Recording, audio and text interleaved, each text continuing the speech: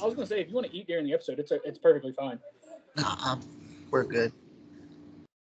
All right. Definitely can't definitely can't wait to start or show you the albums that I got.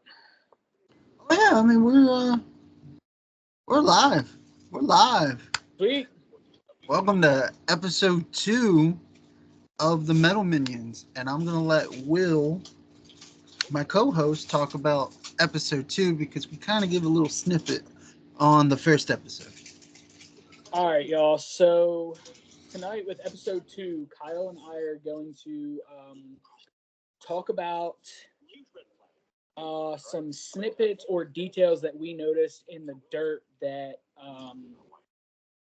kind of didn't go with what really happened in real life with Motley Crue, and some things that, in our opinion, just weren't right.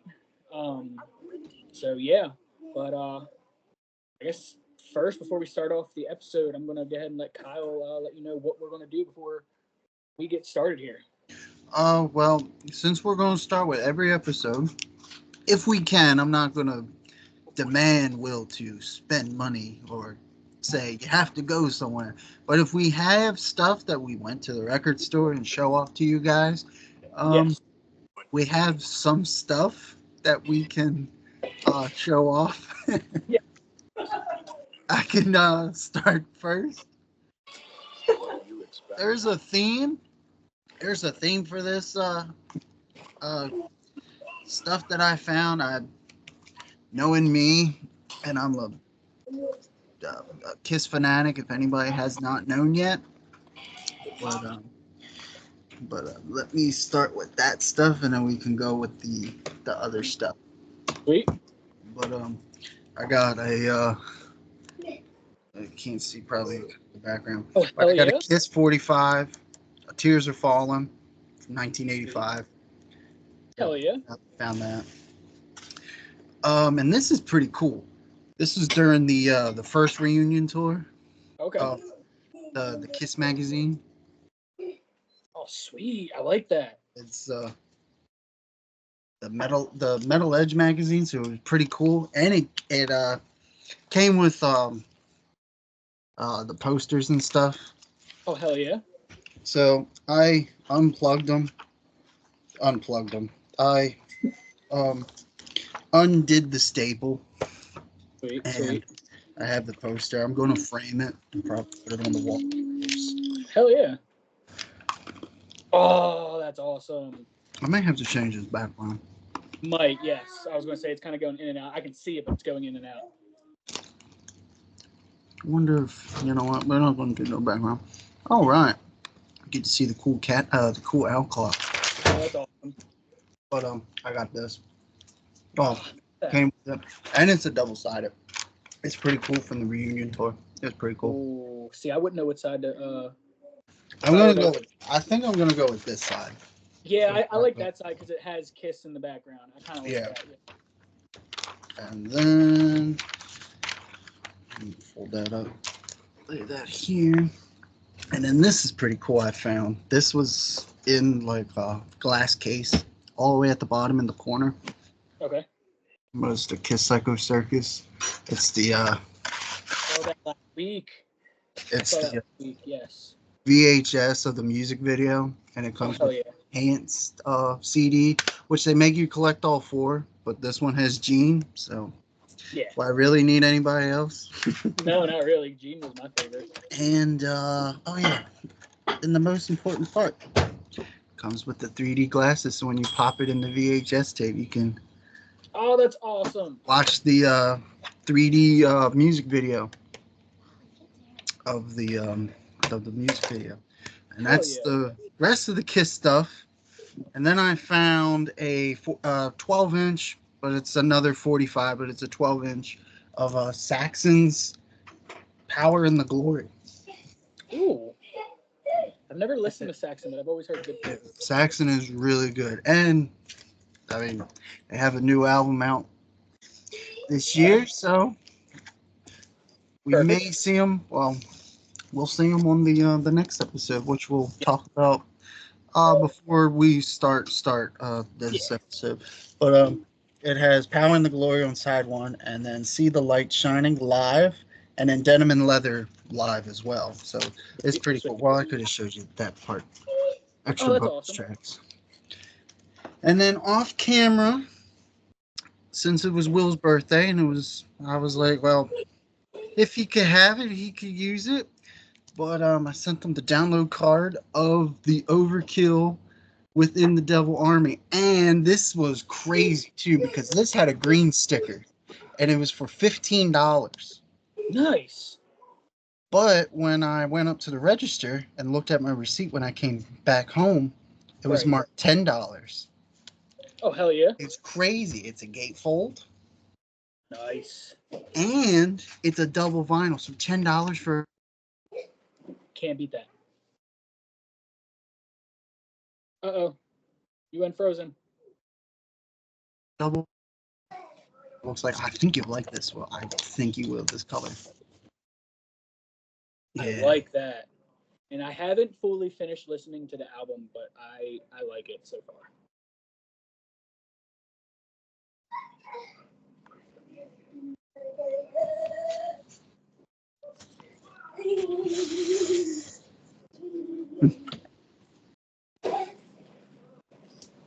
And that's all the stuff I have. So, Sweet. Will, show off the goodies. So today I went out and made a couple purchases. Well, one purchase, two albums. I didn't get the album that I really wanted. But It's Christmas time. I did get two albums that were on my list that I want. So I will say I did go to the record store wanting to get an Ozzy album. I didn't wind up getting the one that I wanted to get. They had it, but I really only like a few songs on the album. I'm eventually going to get it. Which the album I was going to get was Patient Number 9. Patient number 9. I wind up not getting Patient Number 9. I actually wound up getting Ordinary Man. Ordinary Man. Ordinary Man. That's really cool. When that album came out, not to cut you off, Will, when that album came out, I went down to Soundgarden, and the vinyl was sold out. And as I was walking into the store, they only had 2 copies left on CD. And then people bought them. So then I went to Soundgarden pretty much for nothing. But I think we went shopping at Target of all places, and I found it at Target, and I was like stoked. So like I said, I went into the store, had 2 albums in mind that I really wanted to get. Patient Number 9, wound up not getting it. Wound up getting Ordinary Man. So it was either between Patient Number 9, Ordinary Man, or Blizzard of Oz. I wound up just getting that Ozzy album, Ordinary Man. Second album I got while I was looking, because thankfully this store is alphabetical order, categorized, 80s, 90s, all that good stuff. That's beautiful. So I happened to come across this one, and it is my all-time favorite album. People are probably going to be like, oh, it's got their most popular song, one of their most popular songs on it, if not both of them. I can't remember all the songs on this album, but I just know it's my favorite. I got my favorite Guns N' Roses album of all time, Appetite for Destruction. Yes, let's go. Appetite, let's go. I saw this, and I was like, it's the only one they have. If I come back next week, it's most likely going to be gone. So, yeah, I went with Appetite for Destruction.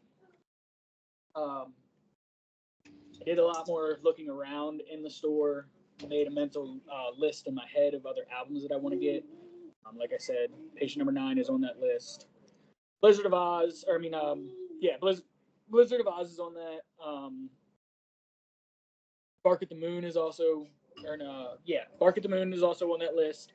I think they had a couple copies of that, so I might be safe there.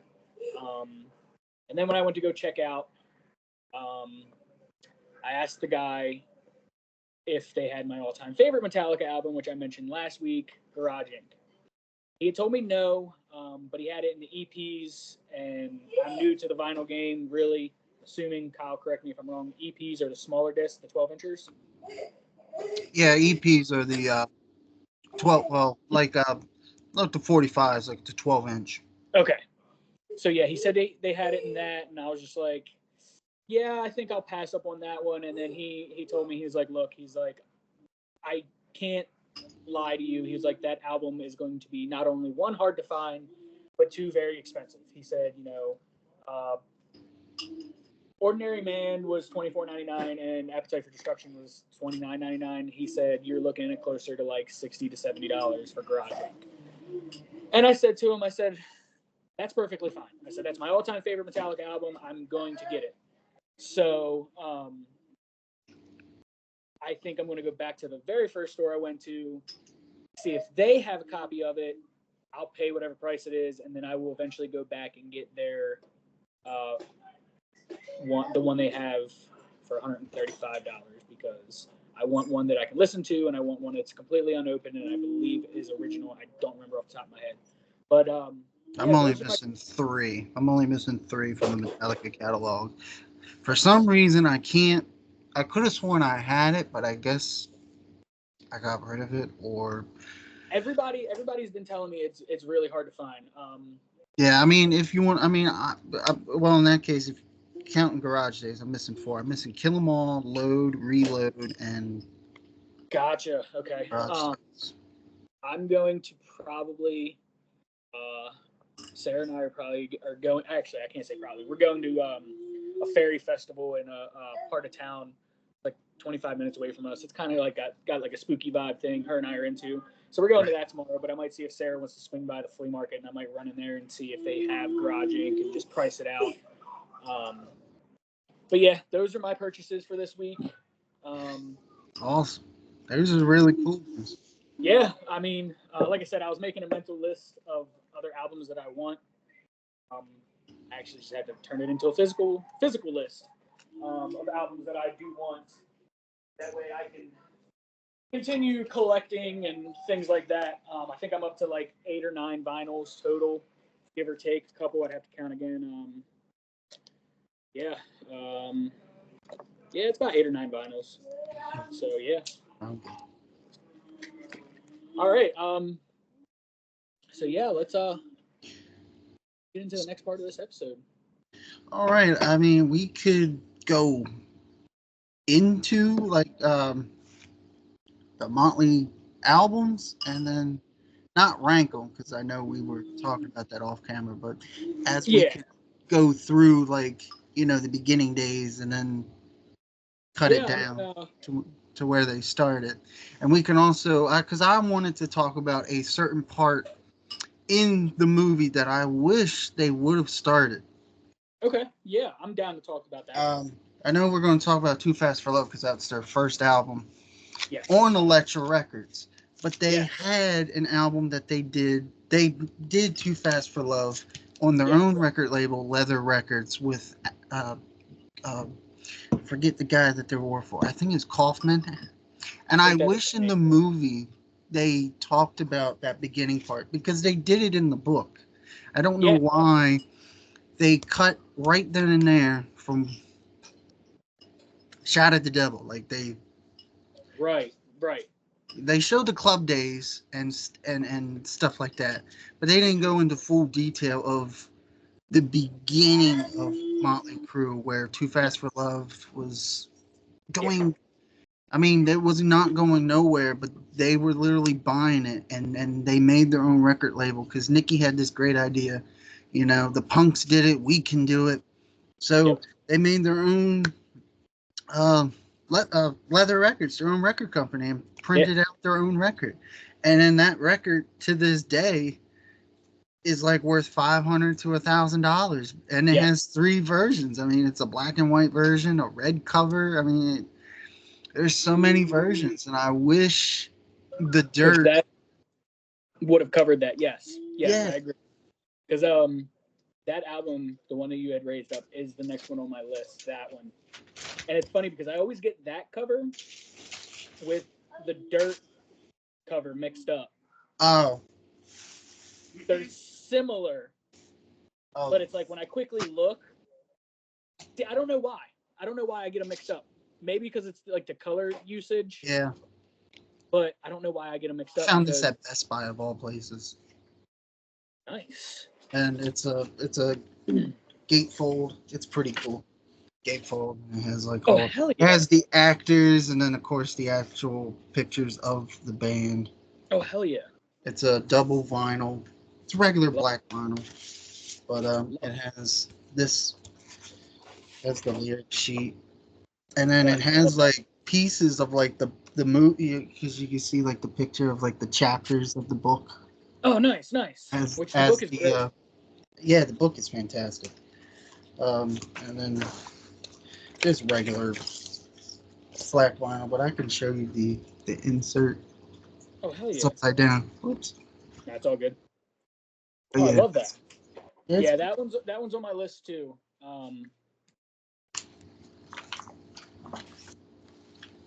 Like I got it because it has extra songs in it because I'm a sick little monkey. No, there's nothing wrong with that.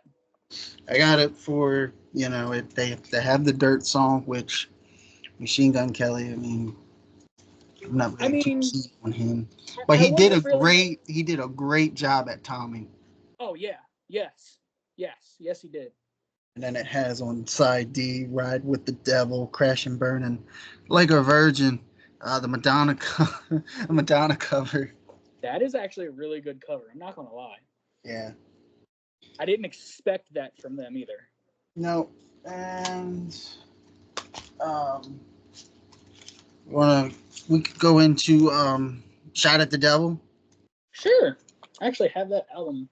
I have it as well, but I wanted to show you this because I know we're a little crazy, but I have like the old. This is an OG copy. I found this at the record store, but it has like the original Motley Crue Shot at the Devil mail order. You can buy like a baseball jersey for $14 back in '83. Hell yeah. Posters back then were $4, but $1 shipping and postage. But yeah, it's a pretty cool band shot too. I think I want to frame this. I would definitely frame that. Frame it. Is yours open like this? Yeah. Yeah. Mine open. This is a badass gatefold like this. Oh, hell yeah. Hell yes. It's beautiful. Yes. And then it has the lyrics on the back, and then yes, the pentagram, yes. Yeah. Yep. And then, but before they released this album, they hold on. I'm all mixed up. Now, this is you can if you have an OG copy, that's pretty cool. But I got this Black Friday. Both of these Black Friday. It's the Too Young and Fall in Love. I mean, it's the Motley Crue Shot at the Devil, Too Young to Fall in Love EP. I got it on Black Friday. It's pretty nice. Cool. And then it has Take Me to the Too Young to Fall in Love, which was the single that they came out with. Yeah. And then Knock 'em Dead Kid, and then Take Me to the Top. But it has like a regular insert, but it has it's color vinyl. Oh, I kind of like that color. Yeah, it's pretty cool. And then they released the Helter Skelter, but it came with the original Helter Skelter picture disc came with the poster, but they redid it. Oh, that is awesome. Yeah, but it doesn't come with a poster. But back in '83, it came with the poster. So, but yeah, it's a cool band show. Hell yeah. But yeah, I mean, if you have any takes on the Shot at the Devil, Shot at the Devil for Motley Crue? I mean, for the Dirt. Shot at the Devil Shout at the Devil was probably. It's hard to rank. Like, I know we could probably have a whole episode of ranking freaking their albums, but looking at the songs, I mean, obviously Shout at the Devil is going to be a lot of people's number one favorite song, but I think it's either Helter Skelter or Too Young to Fall in Love are probably like my top two songs. Minus take away Shout at the Devil, because that's a freaking great song too. Yeah, I mean, I guess we could rotate back to this about our favorite songs. But my favorite songs on Shout at the Devil is Bastard. That is a good I mean, song. it's when Vince Neil just screams. Yeah. Knock 'em Dead Kid, that's a really good song. I really like Yeah. that one. And then the end side A with Danger, the end of the song with Danger. Yes. It's a really good song. But 10 Seconds to Love, Red Hot, I love that bass I intro. do like Red Hot too. Where Yes. Nikki Red just Hot is another good one. Yeah. Yes. But yeah, shout out the devil. You want to go back to this one and pick our favorite songs on this one, or you want? 10. I don't have that one yet. Okay. Um. Well, here's the songs if you can read them. That's side one, and then Public Enemy #1 is probably one of my favorite songs from that album. Yeah. Come On and Dance is good. That is a good one too. On With the Show is my favorite Motley Crue song. I can see that. I can see that. Of course, the title track, Too Fast for Love. I mean, of course, yeah. And that's Live Wire. Which, since we're going to talk about Live Wire, I have two pieces that I want to talk about on the dirt side. Okay. Live Wire was not recorded yet on the demo when they gave it to him. Yes. They worked on that song together. And also, that guitar player that was in the band when Mick came in and auditioned and said the hippie ain't going to cut it. Yes. It was originally a singer. Okay. I had heard that. Yeah. Mick Mars was already in the band and they were recording songs. And the singer, Nicky, thought he was cool looking, you know? Yeah. But Mick was like, this guy ain't cutting it. He looks like a hippie. And then Tommy chimed in and said, I got a guy. And then they went to the party, which that song, My Kind of Lover, was not recorded yet I don't know why they picked that song.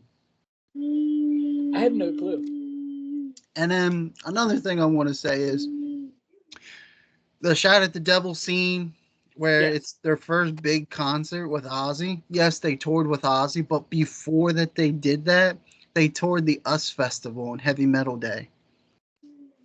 It was quiet. Okay. Now that we're talking about Ozzy and the Shout at the Devil tour when they joined with Ozzy, can we talk about the guy that portrayed Ozzy? Go ahead. He didn't really look like young Ozzy. And that guy was, I can't say he was because I don't know who the guy actually is, like real life guy. But that guy sounded so Australian. He sounded Australian. Did he do a good job as Ozzy? Yes, he did. Yeah. Did he look like Ozzy? Not really. Right. You had to like quickly look away, give quick glances, then you would have thought it was Ozzy. Mm-hmm. Okay. Now, but some of the things that Ozzy did in that scene were 150% confirmed by Ozzy. Like I said in the last podcast, I listened to the Osbournes podcast. One of the episodes, I think they did a fan questions and stuff like that. It was brought up some of the things that he did when he was on tour with Motley, or Motley was on tour with him. The snorting of the ants. Ozzy did 100% confirm that he did really snort ants. Sharon now tried to say it didn't happen, but Ozzy said, yes, I snorted ants. Nobody asked, nor did he confirm anything about the drinking of the piss, but it's Ozzy. I'm sure he was probably freaking coked out on freaking everything. 100%. So I'm pretty sure he probably did lick piss off the ground. And I'm pretty sure he probably had a dollar bill stuck in between his ass cheeks and tried to give it to people. I would not be surprised if that happened. I mean, that scene was probably a very... That scene was out there. That was... Drinks are on me, man. Yes. So... I'm your piggyback. Yes. But yeah, that's my only thing about the guy that portrayed Ozzy. He really didn't look like Ozzy. Quick glances, yeah, you would have thought, oh, hey man, that really does look like young Ozzy. Right. I wish we would have saw more of the Shout at the Devil tour with Ozzy. Right. Ozzy was their uncle, like he said in the movie. That was Uncle Oz. Uncle Ozzy. Yeah, right. That was Uncle Oz. So. Then they had the No Fun Tour shirt made in Shannon. You remember that story? With yes. Made the No Fun Tour shirt. Yes. Yeah. So I mean, I wish they would have went into just a little bit, maybe 5 or 10 more minutes of that tour, showing them actually being with a megastar. I mean, Ozzy is still a megastar, but he was a mega star at that time when they were touring with him. Right. All the stupid crap that they were doing in the hotels, which, is true. It's true. 100%. They did it all. That was great, but I wish we could have saw just a little bit more of that. Right. I have another prop that I want to talk about when we get later on. I wish they would show off a little bit, but I want to go into chronological order album-wise. Okay. So just got done with Shout at the Devil tour. That was the next one I have because I have that one actually sitting right next to me as well. So Theater Pain. So here's my real question, and you'll know the answer to this because I really don't know. Was the original album supposed to be called Entertainment of Death? Yes. So, is it true that Doc McGee did not tattoo himself? No. Okay. I was going to say, I didn't think that was true. I watched the Doc McGee interview, and they said, Doc, why would you do that to yourself? And Doc rolled up his arm, and he's like, do you see any fucking tattoos? Okay. Doc McGee did not do that. I didn't think that he actually did that. And Doc McGee was never at the Motley House. No. Never. He never showed. The only thing that he wanted, of course, was Motley Crue, and he was like, they could sell tickets, and they go. And what bothers me is, and I wish they didn't gyp him, but Doug Thaler, he did so much for Motley back in the days. I mean, he put up so much shit. Okay, I don't know why they gypped him. I want to take a pause real quick. We're going to continue. We're going to stay on the Motley subject. Okay. Let's take a pause from Theater Pain. Okay. Let's go back before Motley even started. As we all know, Nikki Sixx's real name is Frank Ferrana. Okay. Frank Ferrana, Sanfrino Ferrana Jr. Yes, I was going to say, I can't remember all of that. But, so let's go back, okay? His dad denied having him, denied even having a son named Frank. Nikki actually stole the name of someone else named Nikki Sixx, spelled completely different, though. I believe the Six was spelled with... It was SYXX. Yes, it was spelled with a Y. So him and the original Nikki Sixx actually got into it. And this was explained in the dirt. It wasn't explained thoroughly. But a lot of people do not know that Nikki Sixx's name is not original. Yep. And he got it from one of his girlfriend's ex-boyfriends or whatever. Yes, it was. But he was going to be called before Nikki Sixx, which I'm glad he didn't go with, was Nikki 9. Yes. He was going to go with Nikki 9, and then boom. And then I don't know if you knew this or not, Will, but did you know that Nikki Sixx dated Lita Ford? Yes, I did know that. And I wish they would show that a little bit more in the movie because they worked with, they helped each other with the bands and stuff because when Lita was in, the Runaways and stuff, and Yes. they were working. Well, yeah, Yes. didn't go really So into detail of yeah, when they started dating, but yeah, that is a few things that I wish the Dirt would have explained, because it was like they went opening scene and then they went straight to Nikki's childhood. Explained that his dad left him, blah blah blah blah blah, and then it went to him to being, we'll say, a teenager, probably about between 12 and 15, um, when that whole ordeal with his mom happened. Which, I'm trying to remember. Deanna. Deanna. Well, the Yeah. whole him cutting himself. He explained that in the Dirt, and I can't remember if that really did happen or if it was something else. I think he said he cut himself, but Yeah. So because that if really, you look like if you let me find some pictures. But I mean, if you cut yourself that deep, you would have like he would have scars, a gnarly scar for the rest of his life. but you don't see it in any of the Right. pictures. So yeah, the whole But the yeah, whole he cutting did cut himself. himself and said that his mother tried to tried to That, kill him. yeah, because his mother was, we'll come out and say it. His mother was a whore, and she blamed him for every relationship not working. And then it jumped from that to Tommy Lee. him. Well, Well, yeah, that from him running away, calling his dad denying having a son named Frank, even knowing his mom. And then I that's when wish he they would decided. show more of London.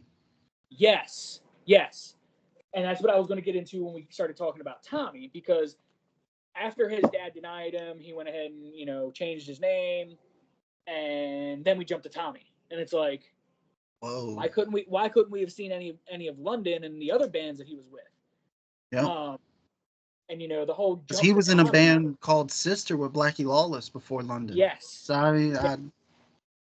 And I wish they would have showed the struggles that he had, and was it a record store he worked for? he worked for a record store, and then him and the guitar player from London used to steal light bulbs and then sell them back to companies to make money. Yes, I was yes. like, what?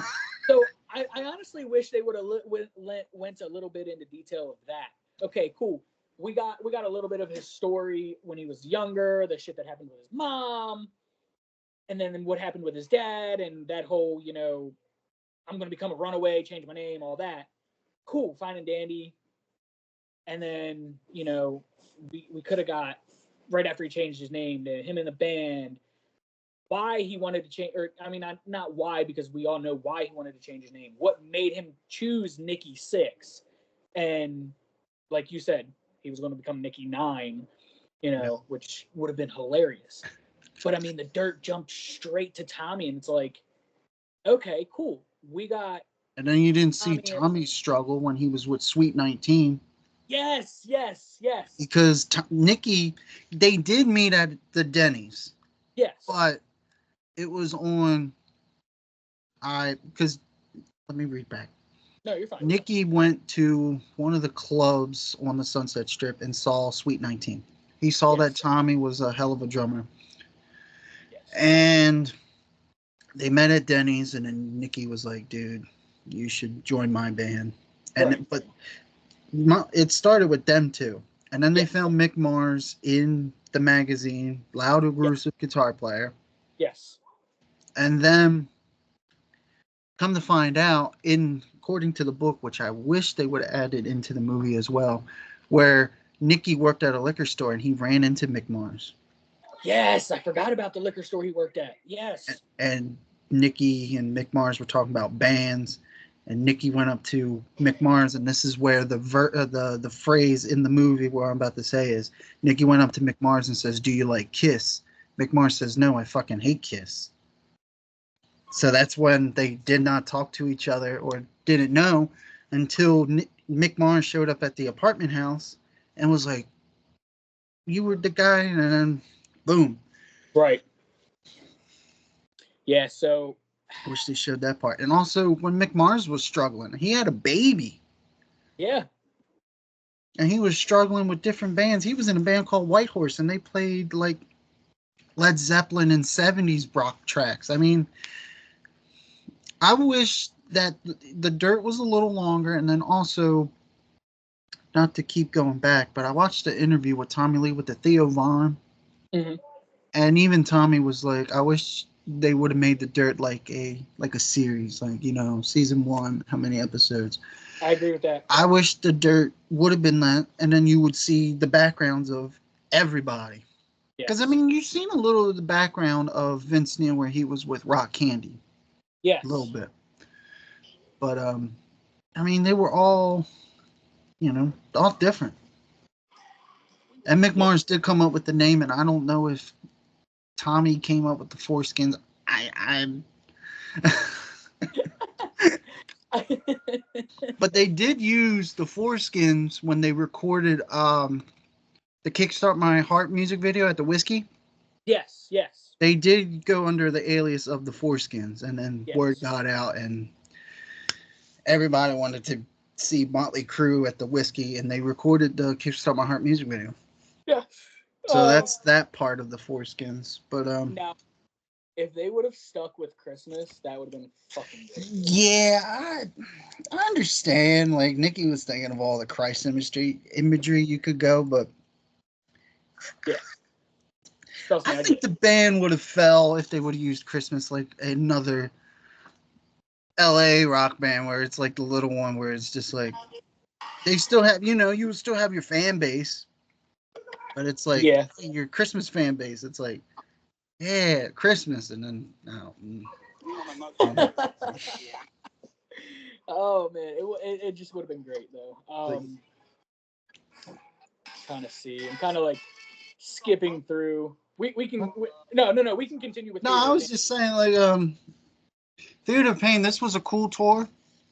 Yes. This was a cool tour. It had Loudness, and the opener was Wasted, which was Pete Way's band. So that's even pretty cool. And that's why Nikki Sixx has the polka dots, because Pete Way, the original bass player from UFO, had the same exact outfit. And of course, Nikki Sixx was a big UFO fan and a Pete Way guy. So that's why he did that. You want to go on to the other one, Will? Yes. Or you want to still talk about? I don't think I have anything. Because I don't have what's the Girls was the next one. That is the last album I have. I have Shout at the Devil, Theater of Pain, and Girls. I will hold up the rest of the props for you. How about that, buddy? Perfect. That's why I said off camera. Oh, before we start, we've been starting. Where is it? And also, Theater of Pain. Oh, I wanted to show you. This was the Motley Crue tour shirt that I saw them at Hershey, which is right here. Oh, hell yeah. Hershey, PA. I waited in line. This was the $50 tour shirt I waited 45 minutes for, Will, and I started laughing. So I was like, $50? Right. And also, going back to Theater of Pain, Theater of Pain was the first album of sobriety for Vince. Yes, because after the incident. Well, since you want to talk about that, I'm going to open a can of worms for that one. Perfect. The party scene wasn't that big. I heard that. Because they went out. Because, like I said, this is technically their sophomore album. Yes.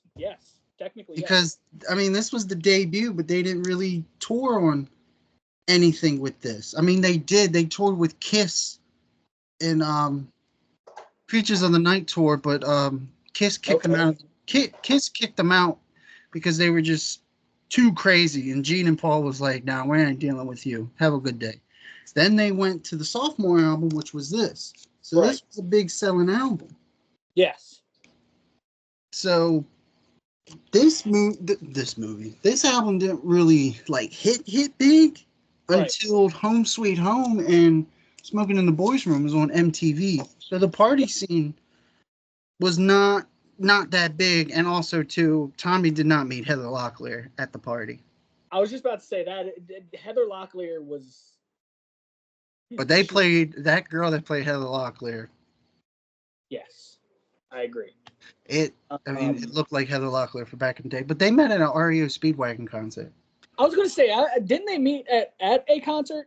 Yeah, REO Speedwagon behind stage. But that line where Tommy was like, "Oh, I like you from," that was true.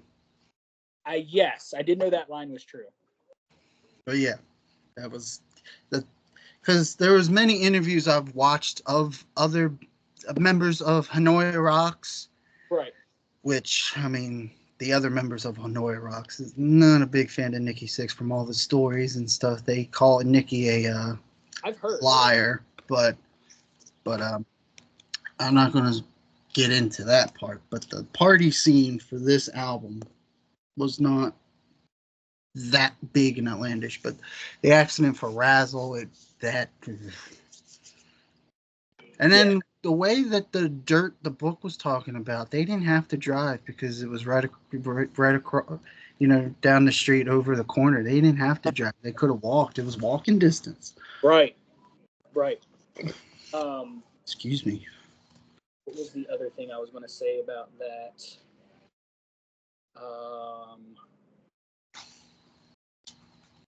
Now,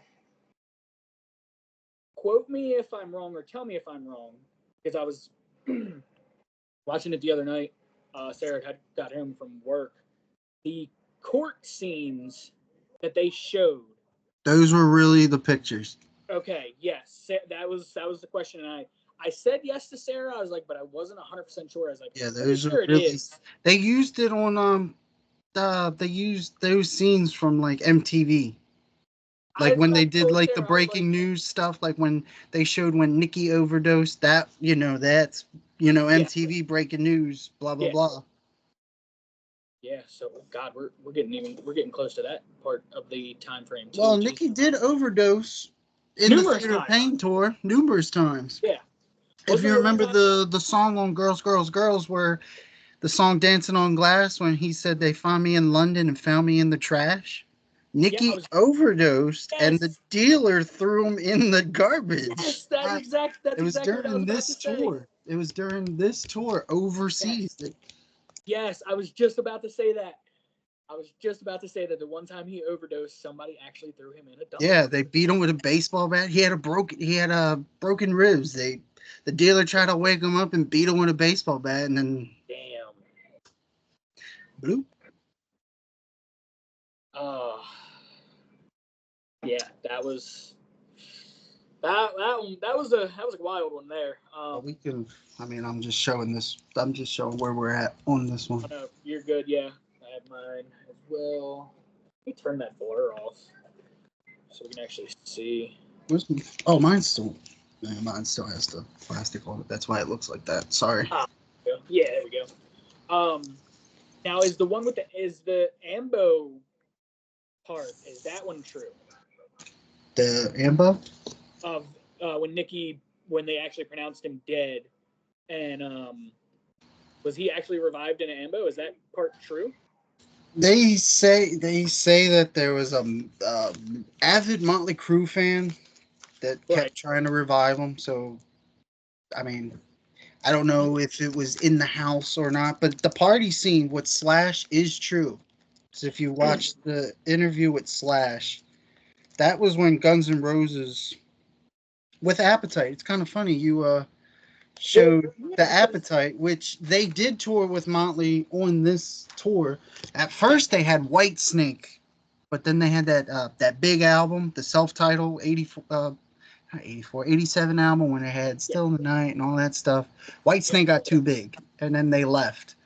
So then they decided, Doc was like, we need an opener, and they were like, we got a band.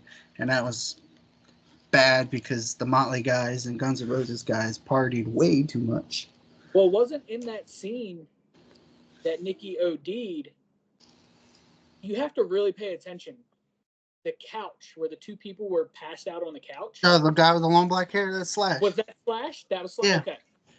Because they were both knew... partying, and Slash's girlfriend was like, Nikki overdosed. We have him in the bathtub, and he's blue.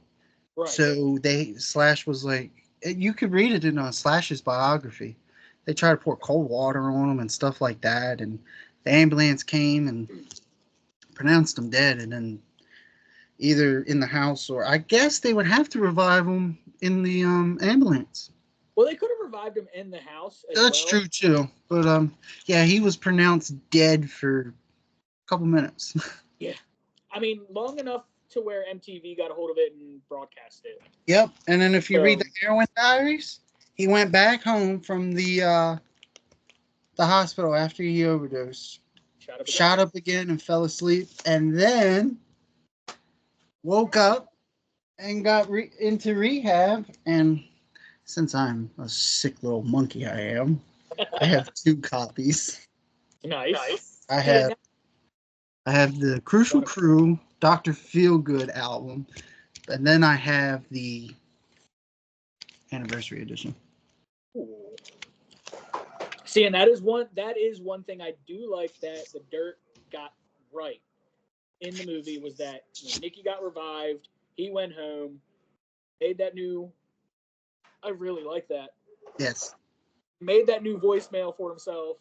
Yep. Went into his closet, shot up, woke up, and pretty much said, "Fuck this," yanked the needle out, and went and made amends. Well, yeah. They went to Canada to record this record. Yes. With Bob Rock, which we all know Bob Rock helped Metallica with the Black Album. But also Bob Rock will show up. Let me check my notes.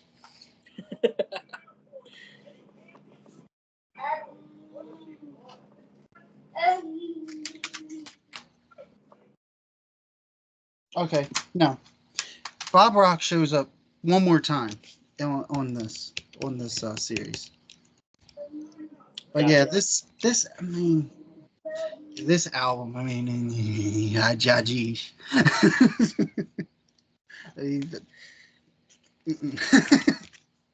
I mean, it has some good songs, but it's just, I don't know. I mean, but you're like, now if somebody's commenting on this, it's like, but you have 2 copies. I know, it's the anniversary edition because I'm a sick little monkey. It was for Motley Crue Day. Yeah. But yeah, they reinvented the cover and stuff like that. We'll get back to Motley Crue, but they redid the cover and stuff. And, I mean, it still looks the same from... Well, no, it don't. This didn't show up. It was the pictures of that on the OG jacket. Yes. But go ahead, Will. I'm sorry if you want to talk about. No, you're good. I'll show this prop up since. I mean, Dr. Feelgood. It went number 1.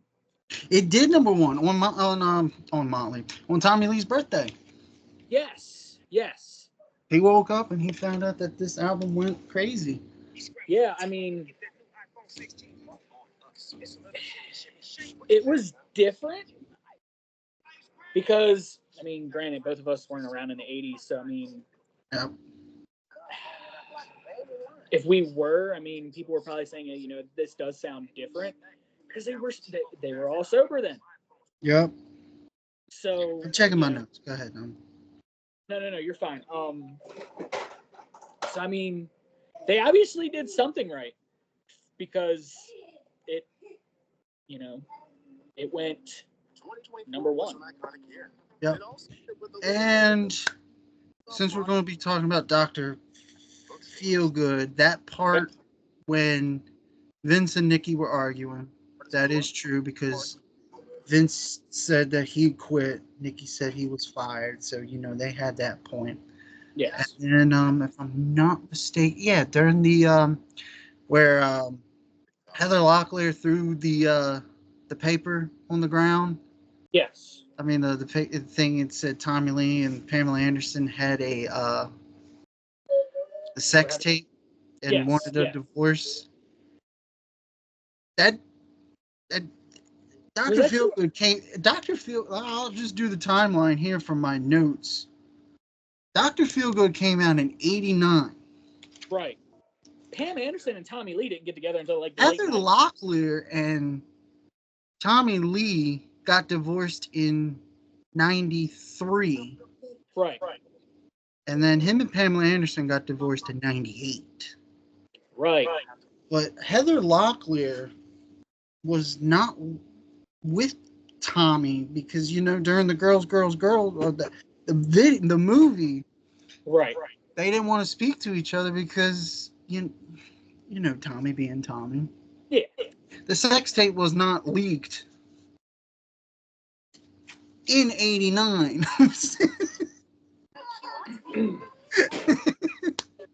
I mean, they did jump the gun. They did Yeah. make it, but it wasn't. So I'm kind of skipping through the dirt. I got a plan on my phone. Let's jump back just for a second to the Theater of Pain Okay. section of the movie. Now, I mean, was it- Skylar did die, but I can't do the math of when she was conceived. Right. So was it true in the scene when they were rehearsing and Doc said, I got the tattoo, even though he really didn't? Was it because of the rest of the band not being sober and Vince being what happened with Vince? Is that why his wife acted the way she did when her and their daughter was leaving and she was being a bitch? No, they were slowly. So The that relationship was slowly. Yeah. Okay.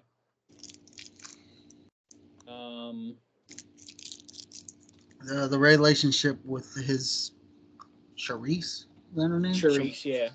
Yeah, that relationship was slowly going downhill.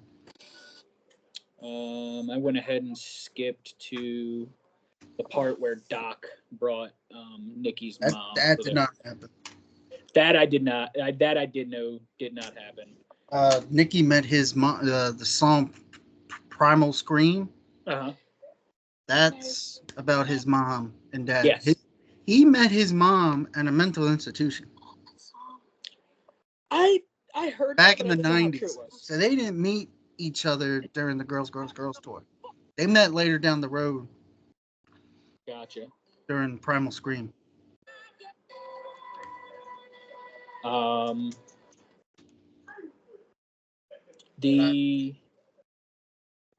went ahead and skipped to Tommy's wedding to Heather. That did true. I mean, you can see pictures of the dirt where Tommy was very pissed. Very. Nikki, I mean, as an addict, that's all you know, and unfortunately, you step on people's toes. Right. And you don't know it. Right. And I mean, yeah. Which, I mean, Nikki's even admitted it in quite a few interviews when he's asked about it. That yes, I was high. Yep. Extremely. Yep. Oh, even since I want to talk about how crazy of a little monkey I am. Okay.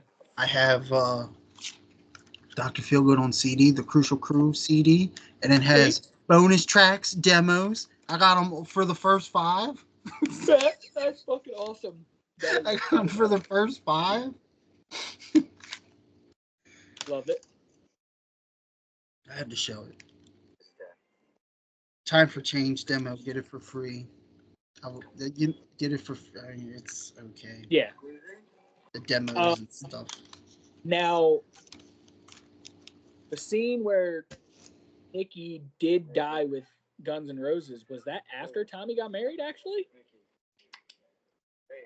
because that's how they did it. They transitioned from the wedding to him going into the hotel or apartment, whatever it was, to him when he OD'd with Guns N' Roses. Well, that was during '87, so no, because that was the girls.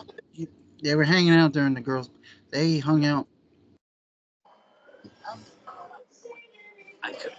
Okay, so here's two pieces of props that I have that I wish the movie showed more.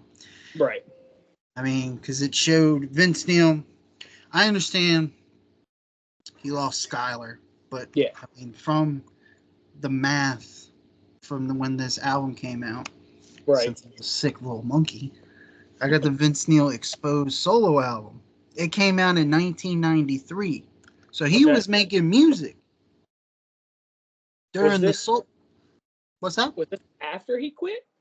Yeah, after he quit, because Motley Crue, since we're talking about Motley Crue, we're going with the John Corabi album, and here's the EP. And okay, so this came out in 1994, but the Vince Neil Band had an album in 1993. I wish they showed Vince Neil's solo stuff, because his music, this right here, his hit single, "You're Invited but Your Friend Can't Come," that was on MTV. Did know that. I did know that. This was all over MTV. And then when the John Corabi, I wish they showed more of John Corabi in right. the movie, because he did so well on this album. It's one of my favorites. But with Dr. Feelgood, we got our first #1 album. And then, so I am at the part of the movie where they're talking about Dr. Feelgood going #1. Let's talk about Girls, Girls, Girls went #2. Yes. Whitney Houston was #1. Yes. So let's talk about how they beat out Paula Abdul, who was #2 that year, and the Rolling Stones, who were #3. And then Milli Vanilli was #4. They don't show #5 in the movie. I mean, they do, but it's quickly as Dr. Feelgood's shooting up to #1. So those are the three other bands that they beat out. And at that point in time, I don't know much about Milli Vanilli. Paula Abdul, I know a little bit about. I heard she was really popular back then. Rolling Stones, they were still going strong. They were still going strong, but like I said, you still have that fan base. But if you look into like the music side of it, they were considered dinosaurs. Yes. So, like, they weren't the cool kids. They were still like your grandpa wearing, a stud and a leather, and it's like, let's go rock out, man. Yes, I can agree to that. But yeah, Motley Crue was still, they were still cool. Yeah, and I mean, with that tour, they went to a shit ton of fucking places. And it expanded too, because it was only going to go for a year, but then they reached out to 91, and that's when Vince got pissed. It was like, I didn't get an itinerary, which it is true. Yes, that is very true. I was just about to say that's when Vince. The album sales were so, thanks to MTV. I mean, that's when MTV was becoming really popular. Kids were just, well, I guess, I'm only saying I guess, but I mean, the charts don't lie. Right. Watching MTV and then seeing this music video, and I mean, this had so many singles on it, though. It had Without You, Kickstart My Heart. So I mean, these videos were probably rotating on every hour. For sure. And it made kids go out and buy it. Yes. And I feel like that tour, because it was so long, was it just drained them. It was a wear and tear on Vince, because the whole itinerary thing. I think that also started to be the downfall of Tommy and Heather's marriage, because remember how many times in the movie, just going based off the movie, he would call and she wasn't, answering, or she wasn't there. But she was a movie star. I mean, she was acting, so I mean, you really didn't see. Right. And then Vince trying to call to talk to his daughter, and with them being in a different country, it wasn't. Yep. The right time frame. Yeah. So that was really like the downfall of their relationships with family. Yep. I'm just going to show it like this, but I wish they would show more of this in the movie, even though Nikki doesn't really, I mean, I'm gonna say it. He will never watch this podcast anyway. Love you, Nikki, but he does not like this album. Yeah, I was And going to John say Corabi is, I mean, he every once. I mean, when you see him live, I think he does a couple songs on this. But I wish they would talk about more of this and with Vince's solo project right. No, in I the agree with that. movie because they still did things, but I Yeah, mean, they weren't playing. According to the movie, they weren't playing in like little places. I mean, they played in some. I shouldn't say like the stadiums and stuff like that. They were playing in stuff. I mean, they were.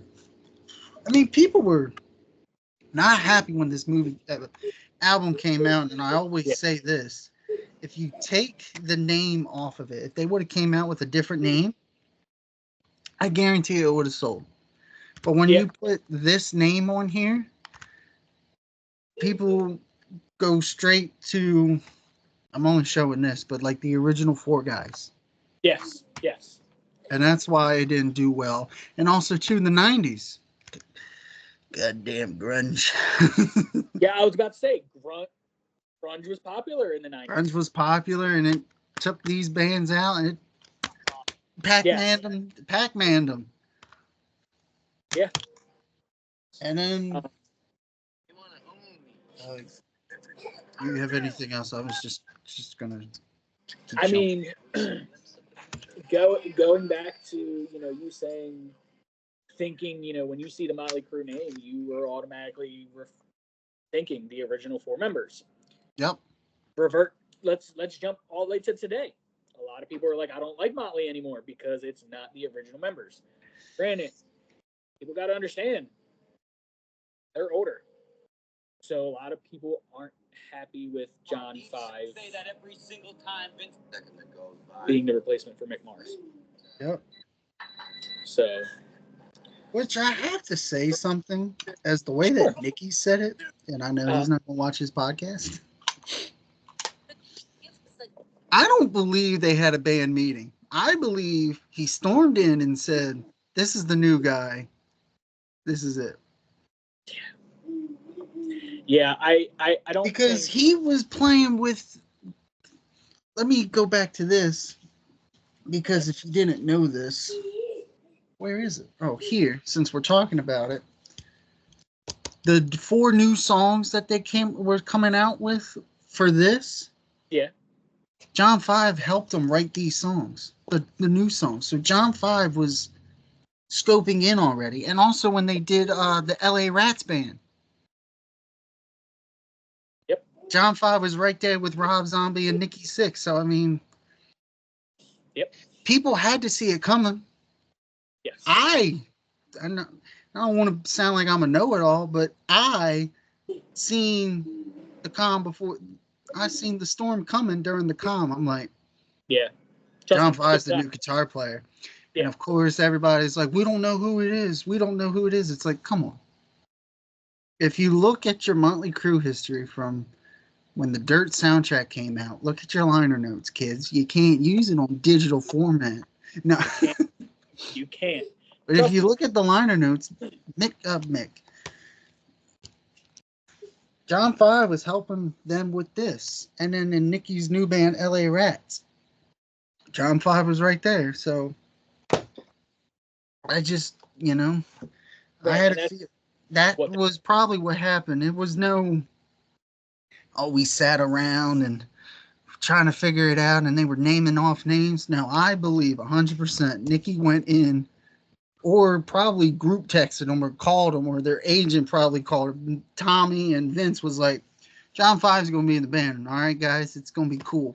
Right. You can still do your meet and greet packages, but John Five's got to be his separate. Because if you look at it, if you go on the website, not to go into far deep, No. go on John Five's website for meet and greets. It has the same tour dates as the Motley Crue, so you could still meet John Five, but you won't meet John Five with the Motley Crue VIP package. Yes. Which is crazy because it wasn't he didn't do that. He did not do that bullshit when he was with Rob Zombie.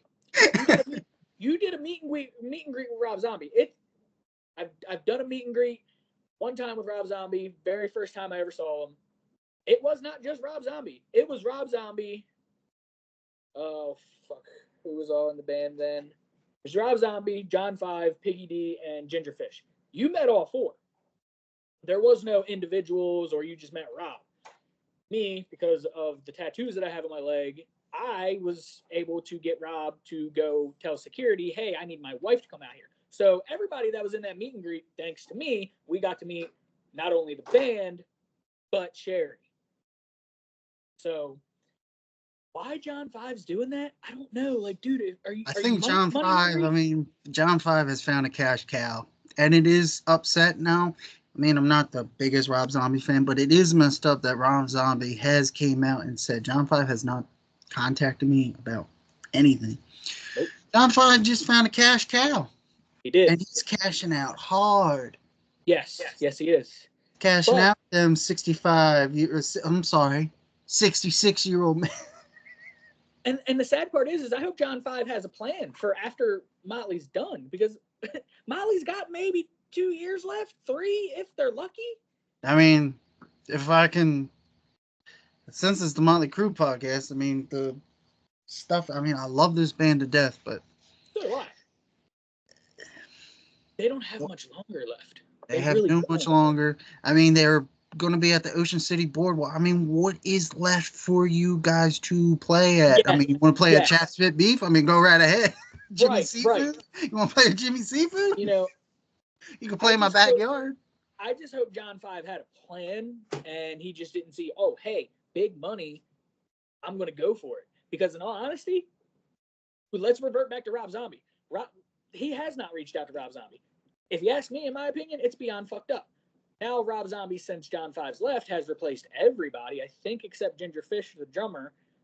And it's also probably costing him time to make a new album for Rob Zombie fans. You know, it's like I'm trying to get my shit together so I can go on tour because I'm trying to contact my original guitar player. Yep. And he's not responding because he's at the Boardwalk Festival eating snow crab legs. Well, and that was the thing, is after John Five left, Rob Zombie reached out to Riggs, who was with him from the jump when he went solo after he left White Zombie. So he's got Riggs back. And then I didn't know, I heard the rumors about it, but Piggy D's gone. Piggy D's not with Rob Zombie anymore. Where he's at, I don't know where. I think he may have just said, I'm done. Like, I'm just done performing altogether. And Rob Zombie replaced him. I can't remember with who. I'd have to Google it again, but I think that's another original member that he had from the beginning.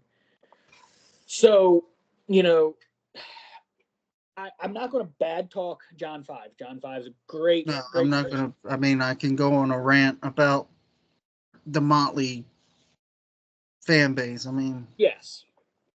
I mean, the fan base is still there. I mean, people are still buying the canceled EP. You can see it all over YouTube, and people are so excited about the new songs. But I mean, here's the question you're probably going to ask yourself. Okay. Did you buy it? No, I didn't. I think the only song I have. The only thing I bought by them, and you're probably going to shake your head at it, and I know we're probably out of. Should I show it later when we're showing the Motley Crue album stuff, or should I show it now? Oh, you can go ahead and show it now. Why not? I got the Dogs of War picture disc. That is the one I need. Because I'm not going to lie. You know, when I told you that song came out earlier this year, and I think that you go right ahead. You can throw me under the bus. You were not a fan of it. You weren't. And I'm like, you know what? It's different. It's the first actual new song that they did with John Five that everybody knows that he did, because like a lot of people didn't know that he helped them with the album for The Dirt. Don't know that. But this is the first publicly known song that they did with him. I have to say I like one song on that whole EP, and it's Canceled. I like Canceled more than Dogs of War, and that shitty ass cover. I don't understand why we gotta keep doing covers. I mean, now, You did like a virgin. Right. It's okay. I mean, I understand Motley Crue did covers throughout their whole thing. Yes. I mean, we could talk about it on. I mean, I know we're jumping the gun, but New Tattoo. They did White Punks on Dope. That's a cover. Yes. Helter Skelter's a cover. Helter Skelter's a cover. They did Anarchy in the UK. I mean, they done covers from. But why the Beastie Boys? Why? Why did we stoop that? Now I understand that. Now I'm not Motley Crue's accountant. Right. That song, they had to pay to cover that. I know for a fact. Oh, yeah, they did. Fuck yeah. But yeah, I mean, going back to Dogs of War, because that was just released as a single. Which I thought was an album when I bought it at Soundgarden. I mean, that's what I thought. Look how much I paid for that. Not bad. For 2 songs, and it's the same goddamn song. A, B, the same Gods of War song. I was so pissed. See, so I was sitting there for the first time. I was tapping my foot. I'm like, you know what? I'm going to get to it. The song was over. I'm like, ooh, what is side B? Because it doesn't say. And I sat like this. Motherfucker. But it's like the full album. And then they finally did the Motley Crue EP. Yes. I mean, will I buy it? I'm shaking my head yes, because I have everything. I have everything else. Right. What more do I need? Oh, I need the EP. It's like, but you only like one song on it. Yeah, but I have the picture disc. What's your point? Right. So when Dogs of War came out and I told you about it, you gave it a listen. You did not like it. I gave it a minute and some seconds, and me and Savannah both looked at each other and said, "What the flying fuck is this?" And the music video came out, and I'm like, "What the fuck am I watching? Am I on a bad acid trip?" I mean, yes. I'm like, and AI has come so crazy. It's and I liked the song. Okay, I still like the song. Music video, not a fan of it. And what, a month and a half, maybe less after that song came out is when I saw them at Rockville this year, and they were day one's headliner, and they played that song. Fell in love with it even more because it sounded great live. Now, let's jump back to Motley being on tour within the last, we'll say, 2 to 3 years. Everybody has been giving Vince Neil so much shit because they're saying that he's not really singing. He's messing up the lyrics. Nicky's not playing live. Yes. He's not as good as he used to be live. I mean, you can thank Mick Mars for that, because after they argued, Mick went out on an interview, was like, "Oh, that stadium tour that we didn't play live. We played the backing tracks." And I was like, yeah. Did you? So, I will admit, when I saw them earlier this year, yes, it was not the original members. Obviously, John Five's with them now. Vince did sound different from when I saw them in 2015. Yeah, 9 years is a long time, especially in their life. Yes. We're going all over the place, but we'll come back, folks. We're going in chronological order, but yeah. So I still like the way Vince sounded. I thought he sounded fine. Dude still got it. I think, in my opinion, like, yeah, he is the only one in the band that's picked up a lot of weight and isn't skinny anymore. But yeah, you could tell that he was lip singing a little bit. You could tell, not a lot. Granted, I was kind of far back from seeing them because it was so hard to get to the front. And when I saw them in 2015, I had really good seats, so you could really tell he was lip singing if he was, but he wasn't in 2015. But now, yes, I think he was lip singing a little bit, and he still got it, but you could tell his voice is slowly, really, really slowly dying off. And like I said, Motley Crue as a band in general probably has like another year or two, maybe 3. I think what I'm going to show you is Motley Crue on the highest point of their career. Okay. Was the reunion tour. Yes. Red, Yes. White, and Crew tour, the Carnival of Sins tour. Yes. The reunion, 2005. They were high. I mean, Vince could sing back then, and he was skinny. Yes, he was skinny back then. But this was Motley. No, go ahead. This was Motley Crue on the highest. Yes. I don't think they will ever peak this point. Ever. I think that's their. I could say this. If John 5 leaves the band tonight, and we get a call from, we're not going to get a call because who the fuck are we? Right. They get a call and say Mick Mars is back in the band. People are still going to give Motley Crue shit. This, where all 4 of them came back together after these, let's be honest here, shitty, shouldn't say, this is shitty. This is not good. This is bad. I hate that album. This is bad. Like, I can say that there's some songs on here that I do like, and we'll probably talk about it when we do a Motley Crue ranking. I think in the next episode, I think we were talking about it. Yes. But like I said, I still pop this in my CD player and just like skip through and be like, ooh, I like that song. I like that song. And then take it out, leave it on the ground. This one, New Tattoo. Back to talking about the dirt. I mean, if you want to say, I wish they would show this because not flipping you off. No, I'm just saying. This is the first reunion where they got back to the band after this. Yes. Fun fact about this band, John Corabi was going to be in this band because they wrote songs for John Corabi during this tour. Yeah. Record company said, no, we just want you 4 back together. Vince Neil cannot sing John Corabi songs. That's why this album tanked. But I can't say the reason why this album did tank. The Tommy Lee song, Brandon. Mm-hmm. Yeah, I wasn't a fan of that one.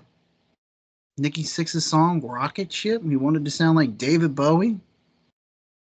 But to this day, if you go see Motley Crue live, they do the Shout at the Devil 97 version. They do not play the original 1983 Motley Crue.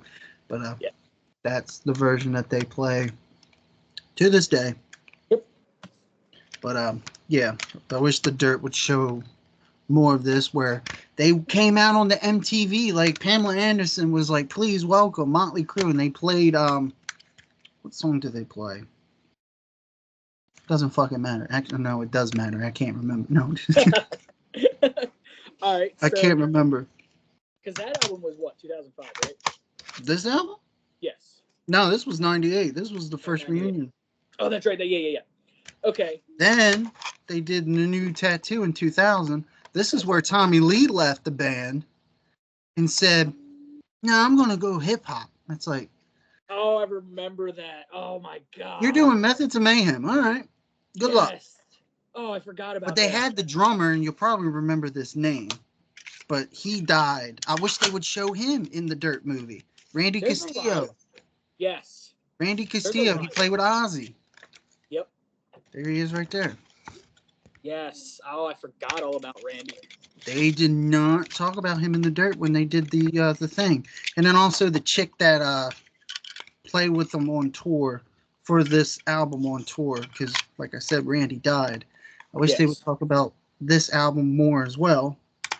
But where the Dirt movie ends, if you look at the costumes, this is where the Dirt movie ends. Because this is the second reunion.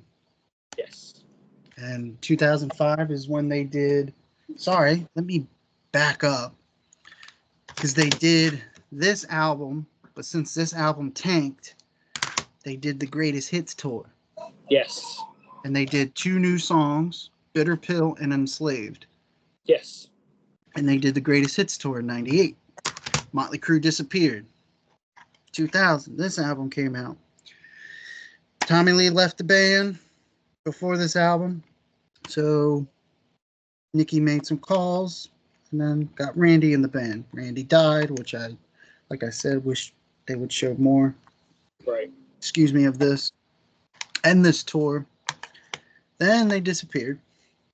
Then they got back together, and then that scene where Mick gets his hip replaced. Yes. It was during this time. It was 2005. So like where you seen like Vince Neil soaking and whining. I mean, I shouldn't say soaking and whining because his daughter died. Let me not sound like a dick, but I don't mean to sound like a dick. Right. But he was not soaking and whining at the bar watching Motley Crue play this. There was more stuff going on. Right. I mean, he had his solo band in '93 before this came out. So yeah. I didn't like where the movie was slowly coming to an end because there's more stuff because they even did this on tour, the Red, White, and Crew. Oh, forgot about that one. Album, which they did the three, and then you're gonna hear these songs. Okay. If I Die Tomorrow, which I have, I could go in a little story about it. It was my first song that I tried to download on LimeWire. LimeWire. Oh God. Oh, I miss those. Sick days. Love Song and Street Fighting Man, which is a cover song to the Rolling Stones. So they were covering stuff their whole career. But why the Beastie Boys? But anyway, after they were done with this, they did the Red, White, and Crew tour, which, by the way, that is the dumbest name. Yes, it really is. And then these two go hand in hand. Right. And then they disappear, which I wish they would show more of this in the dirt. Yes. And because can't forget about, you probably have it. I may be jumping ahead. Yes, Saints of Los Angeles and what? This came out in 2008. So Motley Crue was still this. I mean, they came back and they didn't make nothing. Like, right. I mean, if you look at the dates on the records, they haven't done. I mean, this was the last album they did, which I don't know why they don't show anything about this. Great album. Great album. I like it. It's a good album. I think my top two songs off of that album. Let's show off these guys from the Saints Los Angeles poster. Ooh, I like that. And then you flip it over. Let me fold it. Oh, hell yeah. Yeah. So if you get... Because I think my two favorite songs off of that album are Animal and Me. Actually, I'll go three. Animal and Me, Just Another Psycho, and White Trash Circus? No. Let's see. Face Down in the Dirt's a good song on this. Yes. I like Face Down in the Dirt. I mean, we could also throw in Motherfucker of the Year, too. Yep. I like Just Another Psycho, too. Yeah. I mean, you're going to end the song on going out swinging. If you got the balls tonight, then come on, bring it. No, your guys are not fighting. That's a negative. Yeah. That's what I thought. I'm like, wait a minute, is this like a prelude to them breaking up, or saying we're done, but we're going down swinging? Yeah, it's like, I don't know. Because that was the last album we heard from them for a while, wasn't it? Besides when this is the last full length album, and when they came out with, well, yeah, until they came out with this. Yeah. But, I mean, it's an EP. It's not a full album. Right. Which Nicky said in interviews that he would love to record albums, a full album, but we got 3 songs. And you went to Bob Rock, which was your original, not your original, but your producer that you did with Dr. Feelgood. Right. But you went to his studio and recorded 3 songs. Right. How much money did you spend? Good question. And then they did this. I mean, they did this in 2016, so I mean, this was this, and then this, which was the end. This was it. Yeah, that was supposed to be the end. Supposed to be the end, and then I can go through the time frame. Then this 2022, thanks to the dirt that came out, they toured, they came Right. back. Now, see, I can show off what I have. Do it. So since we were discussing the dirt a lot, I'm wearing my Motley Crue, the dirt shirt. Oh, I forgot to show off shirts. There you go. Oh, hell yeah. I also have my, turn another light on here for a second. I also have my Shout at the Devil shirt. And I also have, this is from when they toured in 2015. The final tour. The final tour. Wait a minute. How's that possible? Right. Because on the back, it says, the final tour, all bad things must come to an end. Then the dirt came out, and they were like, hey, man, we're popular. Yes. 2022. Right. So, Motley Crue just doesn't know when to hang it up. And they're shooting their legacy in the feet. I Yes. said feet. I didn't say foot. I said feet. I mean, it's rough. Wow. What'd I do? Oh, no, I just, I didn't realize I had an ESPN alert not to jump off of music to sports. But Colorado's, I'm guessing it's their quarterback. I can't remember what position he plays. But Colorado's Travis Hunter, he won the Heisman. All right. Yeah. What was his name? Travis Hunter. I think it's their Travis quarterback. Hunter. Okay. It's either he's either a quarterback or a wide receiver.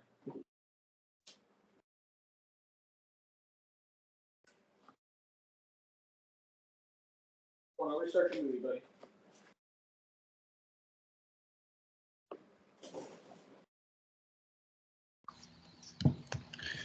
But yeah, I mean, it's. But yeah, so I mean, we've kind of come to the conclusion that Motley Crue doesn't know when to say, "Hey, look, we're really done this time." I don't know if it's because they need money. I don't know if it's because they just are like, "Fuck it, we don't want to hang it up yet," or what. But yeah. But Will, we are not sick monkeys. We can't. I mean, it's just I they'll get there one day. They will. I mean, I just don't know. I honestly don't know either. But Motley Crue is. I mean, I'm going to keep showing it since we're talking about this movie. But yeah, it's. I mean, there's so much stuff that they missed, and Yes. like there's some bands. I shouldn't say some, but when I went to go see, I know this is off topic, but when I went to go see Exodus at Soundstage, Right. they said that we show love to all of the albums. Right. Because, that's part of the catalog. Yes. Whereas Motley, but can we say Motley? Can we just say Nicky? Nicky just picks and chooses what he wants. Because if you look on the Motley Crue website, when you scroll all the way down for albums, what album's missing? Oh, good question. Really? That one's missing. If you go on the phone, since you're live right now, go on motley.com and scroll on shop and scroll all the way down where it says shop by albums. Okay. Theater of Pain is not on there.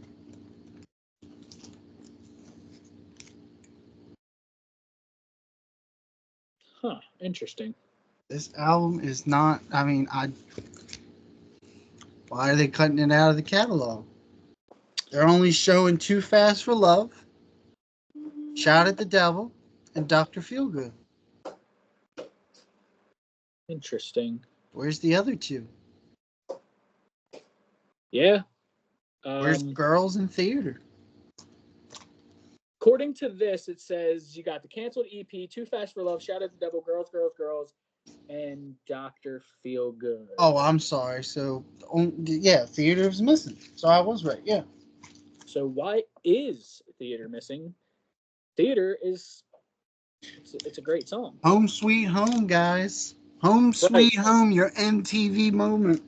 Yes, that was their comeback song. That was their Dream On by Aerosmith. Nikki says it in an interview. Yes. Now all of a sudden we're just going to forget albums. We're just going to forget that these albums exist and Saints of Los Angeles and so yeah, that really makes you wonder. It's like they pick and choose now. So they have this Hollywood Takeover shirt for $50, and it has them, the band Now. Pretty nice shirt.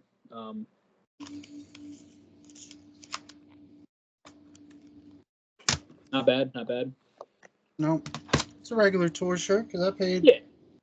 I paid $50 for that. Yeah, not bad at all. So for $1,000, they have a Dr. Feelgood 35th anniversary plaque. It's a 20 by 28 for $1,000, or you can get the same plaque, but it's 32 by 40 for $1,500. Yeah, you have to put your name on it. Yeah. So yeah, that would be a no-go for me. No go. Yeah. But I mean, you're okay. I'm sorry. Your movie didn't play. I'm sorry. Let me get it to restart. Here. I'm sorry.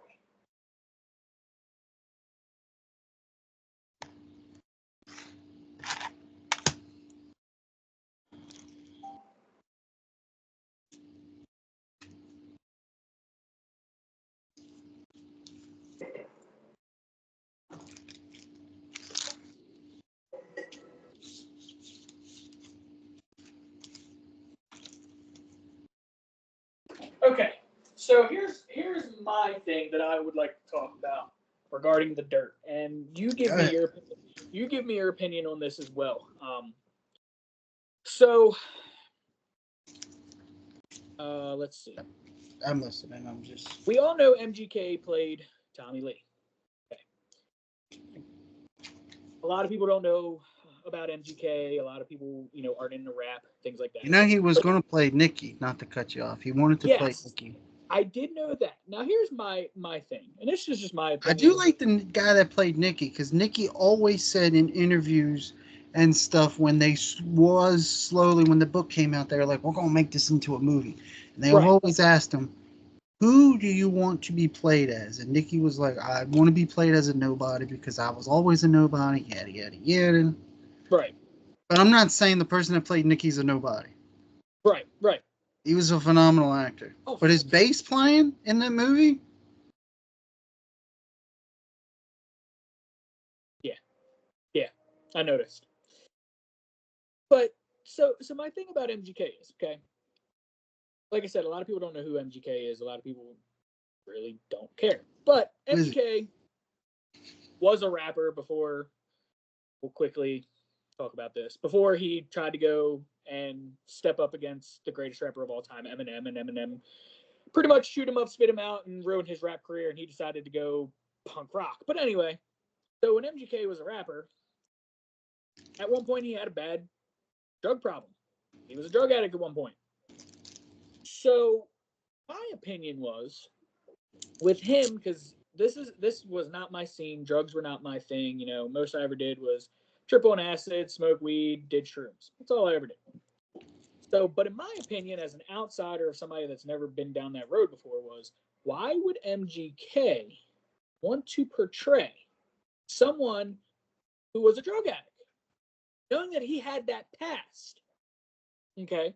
Now, I'm not downgrading or I'm not talking down on MGK I because he don't know did why he great. would want to play as Nikki Six after he had a drug problem. Yes, yes, because that going back to what you said, because I did know he also he did try to play Nikki Six. So that one even blew my mind even more because of Nikki having the heroin problem. So, like I said, me being an outsider, that the drug scene wasn't my thing. I never went down that road. It kind of confused me. Like, why would you want to portray somebody who had a drug problem, who had to go to rehab because you were doing coke and whatever else Tommy Lee did? Um, so it was a question that nobody's really ever able to answer for me, unless I somehow managed to meet MGK and asked him myself. I mean, probably the only thing I can say is probably when the movie was being made, they probably went up to the members and said, "Who would you like to play yourself?" Maybe since MGK wanted to play Nikki, maybe the director and Tommy like sat there was like, yeah. I think the- MGK did great as Tommy. I think he looked as the movie went on. I never really seen what Tommy looked like younger, but as the movie went on, he really did start to look actually like Tommy. yeah, Tattoos were on point. The tattoos were spot on. yeah. I mean, he did great. I think everybody that portrayed every person in that movie was great. Joe. Even Person that played Doc McGee's, yeah, Pete Davidson as the guy from Electric Records. Tom Great. Zutaut. They honestly. Can I say something about that? I Sure. forgot to mention it, the whole thing. No. Where Tom Zutaut was talking to Nikki about the rights. Yes. Tom Zutaut already left Elektra. He was working for Geffen. So, I had but heard that they it were working did with him. take a while for Motley Crue to get their rights back for their music, and then they sold it again later down the road. Right. Yeah. But yeah, I But thought that conversation did not happen because Tom Zutaut left Elektra, went to Geffen, and started working with Guns N' Roses. yes. But yeah, I thought Pete Davidson Well, was a not good just choice for Guns N' that. Roses, but he went with Yeah. Geffen Records. Yeah. But yeah, Pete Davidson was definitely a good. Tom Zutaut was a little chunky monkey. I mean, he ain't gonna watch the podcast, but I can show what Yeah, Tom. I was going to say he was a heavy set guy. And I love the fact that was it Vince? No, who was it that slept with his girlfriend or fiance? Was it Nikki or yeah?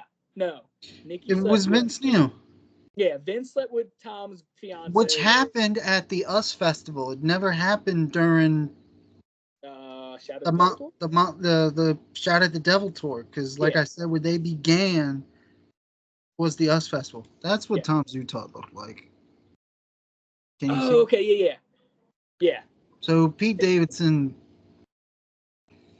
He was I mean, he was close. alright. I mean, I'm not Yeah, saying Pete Davidson. I mean, they I mean could they have. had the striped shirt thing down, Yep. but and then Nikki sleeping with freaking Tommy's girlfriend at the time, which I didn't know about that one until I saw the dirt. I didn't like that chick. Like she was just she was out there. And that fight scene did happen on the bus. Yes, that I did know. I didn't want to mention that part because it's kind of rocky, Yeah, rocky for me. yeah. But the fight scene did happen. And I out of all the people staying on the kind of on the subject of Tommy, I think Tommy was right that out of all the people that he's been with, I think Heather Locklear was the one that got away from him. Yep. Like And she was a good one. and then also another wild thing you probably know, you may know this, Will. Okay. But Nikki tried to sleep with Tommy's mom. I heard about that, It's but I true. didn't know how It's true it true. was. It's so true. He tried, but it never worked. Nikki tried to sleep with Tommy Lee's mom. Oh, that's great. That is actually great. I was gonna say I've heard that. I can't say it was a rumor, but somebody had told me that, and I'm like, "There's no way." I was Yeah, it like, was on the when Nikki was on the Howard Stern show. "Nice, nice." Uh, Oh, any more stuff on my? I don't think I have any more in my notes. Kind of where I left off in the movie, where I was just Wish scrolling the through. movie was longer. I mean, we kept, yeah. Yeah, I definitely Movies, wish. talked about the movie. I definitely The wish the movie was director. We didn't really talk about the director, but Jeff Tremaine, right? yep. Jeff Tremaine, he's been with God, he's done so much, especially with what Jackass? Was it him and Jackass? Yep. Yeah, yeah. Him and Um, Jackass and shit, a shit ton of MTV shows. so much. But I mean, it fit because, like I said, it wasn't. It was out. It was out of the Motley Crue was out of this world. Yes, yes, So I yeah, yeah. mean, it did work. I mean, Jeff did direct, but like I said, let's be honest here. Who was probably behind Jeff Tremaine's back to say what goes, what stays? Was the four, or maybe, Or maybe Nikki. I feel like or Nikki's you the think one. Nicky was the mother? Well, you think he was probably sitting there like this and be like, "Now let's put it I like think so. this. Let's do it like this." I think so. You think he was? I would hope that the four of them was like sitting there and was like I scene mean, by scene. It's like, I I mean, would they say did for say in interviews that the movie is not 100%, but at the same time, it's a rock doc. You yeah, have a book. Make it 100%. I mean, yeah. not everything's 100%, but not make everything like. I That's why think I'm iffy on this Kiss rock doc. yeah. I New haven't seen Gene and Paul are talking about doing one, right. but I'm not like. Yeah, I'm kind of I like I can agree with that. I'm dropping the ball. But I mean, I know I'm talking off topic about rock docs, but No, no, you're good. my favorite rock doc had to be if we're talking about like where the Dirt came out, you had the Queen movie that came out, but my favorite rock doc that came out during that time was the Elton John movie. Rocket Man, that was a really good Yeah, movie. Rocket It Man was was a good really one. good. Rocket Man was really good. I will agree with that. Queen movie I did see in theaters with who did I see it with? Seen it with Savannah, my cut Bob, Okay. and my band members. Okay. Oh, forget how many bands I've been in, but the band members that I was with, my guitar player and drummer, we went to go see the Queen movie. Sweet. Right after band practice, we went to AMC. Nice. That was a good movie. I It really was a did good like movie. I seen it in it. theaters. It was really cool. I think the Elton John one was probably the best one. Elton John was really good. I remember. Yeah, I think. Yeah, I watched it with I watched it with Bob. He was like, "You gotta watch this," and then Yeah. we sat upstairs and watched it. I was like, "It's better than the Queen movie," and I'm a big Queen guy. I mean, if you haven't watched the first episode, Oh watch yeah, the first episode I've because seen we the talked about Queen. the Queen. Talked about Queen. With Queen Two is one of my favorite albums. It's funny every time anybody mentions Elton John, and this it makes me laugh because I always think about it. So him and Eminem, I think, did a song together, Him and and Ozzy did a song on Ordinary Man, yes, and that's a good song. Great great. song. So going back to the Elton John and Eminem thing, everybody thought Eminem was against gays because of just some of the things that he said in some of the Oh songs, yeah, yeah. and so I forgot what song him and Elton John did, or Elton John helped him with a song, or when Eminem started getting sober, Elton John was there for him. I don't remember exactly what it was, but somebody asked Elton John a question about Eminem in an interview years ago, and Elton John said that one year for Christmas, Eminem sent him and his partner 2 cock rings for Christmas. So anytime anybody ever mentions Elton John, that is the thing that I think of because it's hilarious. Cock ring. All right. Hilarious. Fair enough. So anytime anybody ever mentions Elton John, I always think of that, or I think of, I honestly would say my favorite song by Elton John, Rocket Man, and I think of the song, God, why am I drawing the blank? It might be called Ordinary Man. Is it called Ordinary Man? With him and Ozzy? Yeah, it is called Ordinary Man. Yeah, okay. Those 2 are probably my favorite songs that involve John. Rocket Man will forever be my favorite. Isn't that what his movie was called, Rocket Man? Yep. Yeah, okay. But yeah, anytime anybody ever mentions fucking Elton John, that's exactly what I think of. Okay, Sarah wasn't feeling good, so she left work early. She said she just got home. Slowly wrap this up. Oh no, you're good, man. She had just texted me and said she's not feeling good. She's home. She's just smoking a cigarette, and she'll be up and asked me to grab 2 bottles of water out of the fridge for her. So I'll literally going behind me. So you're good, dude. We can keep talking.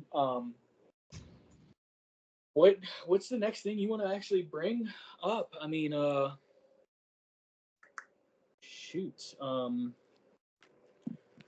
When I come back into camera, we'll talk about the what scene in the dirt that affected us the most. How are you? And you and I actually talked about the one that affects me the most last night when I was actually finishing up before our episode tonight. So the scene in the dirt that affected me the most and personally was Skinny Vince Neil? Yes. Was the scene when Skylar died. I don't know Vince Neil. I don't, You can watch his I'm not saying anything negative about if you believe in ghosts or not. But right. You can watch his celebrity ghost story, and he says that he seen his daughter. And I believe that. And he talked, and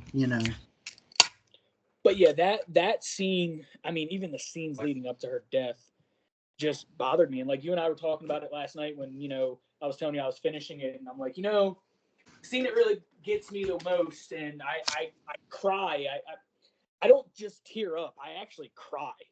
Yeah, that scene where Skylar died, it's just rough. It is very rough in that scene in the movie where Skylar dies, and it's like, yeah, and I mean, and he has a tattoo of a necklace. I don't know if you've ever seen pictures, but he has a cross and it has Skylar's name on it.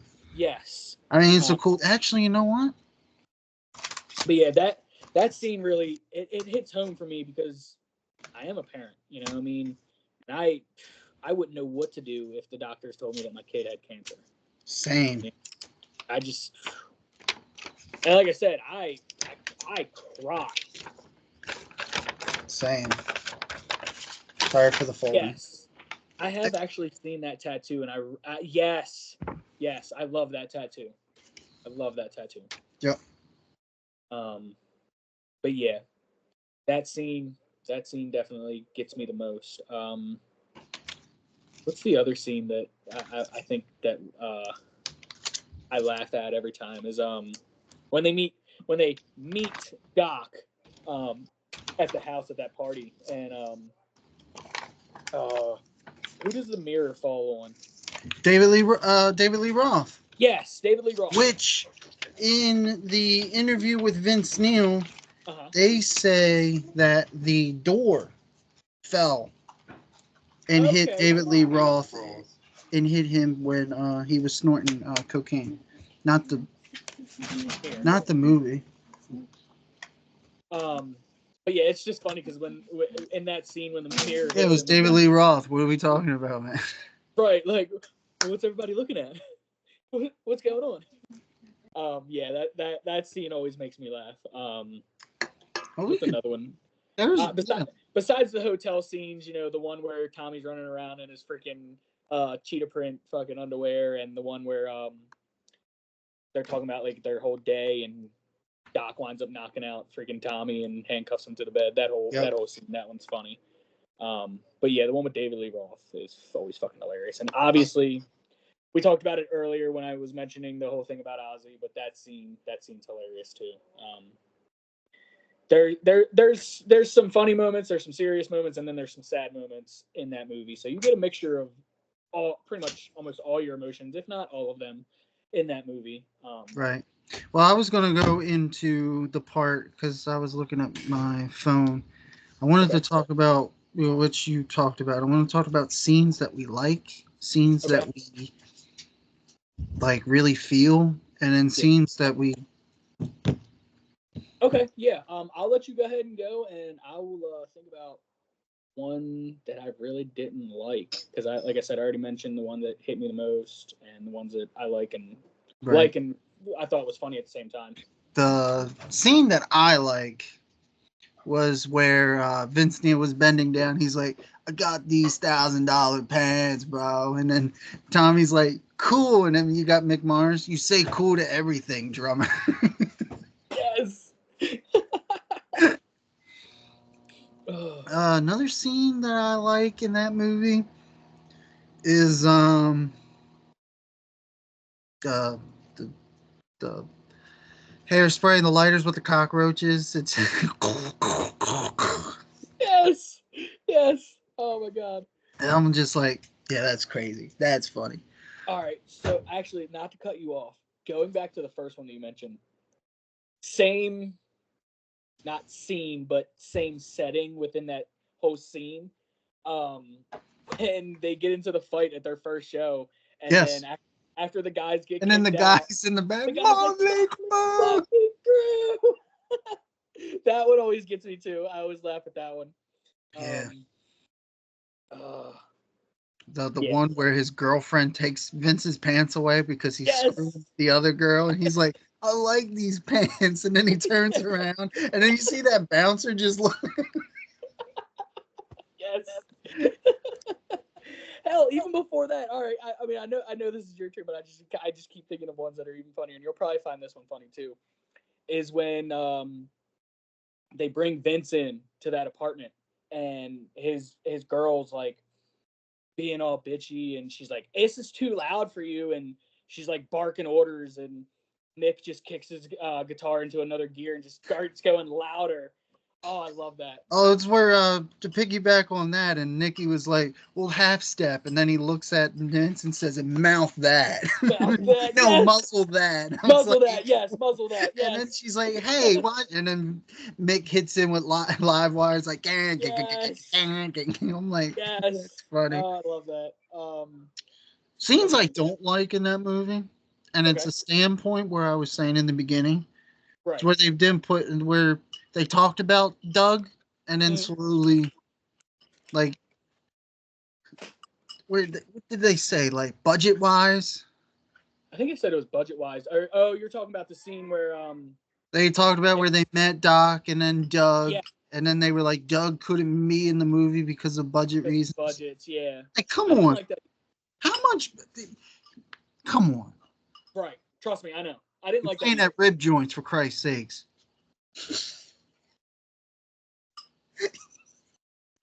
Will's like, yeah, I didn't like that either. We're at the Boardwalk of Rockfest, guys. We're second on the bill on Saturday against Def Leppard. Guys, you already did that. Give me something different. Right. Just did that stadium tour. You guys. You did it with Poison and Joan Jett and. Yes. Yeah, trust me, I know. How about the way that I feel where Motley's at now is how I felt, and we could talk about anything. How I felt about the Army-Navy game. We could. Oh my God. That's how I felt when When Uh, you sent me that picture, you were like, dude, check this out. And I was like, Boardwalk of Rock? That's a, first of all, that's a tongue tie of a festival. Number yeah. two, not a good festival name. And then you got the names. I was reading them, read them all, and I'm just like, Motley Crue and Def Leppard. I mean, I Right. don't. Yeah. I don't know how I feel about Motley Crue's legacy. Now, people probably will comment on this video and be like, "Oh, you guys will go see him," or no, I already seen him. I seen him with Mick. Right. I was gonna say I've seen him twice. Even if I was still living back in Maryland, I wouldn't go see him. It's like I'm not going there. I'm waiting for my M3 lineup, and I'm still am. Will I'm still am. The last post that they pointed up, they were like, "For the Firehouse fans, let's sing together." I'm Hey, like, stop stomping, please. Stop stomping, please. Come here. No, I'm still listening, buddy. I'm stomping.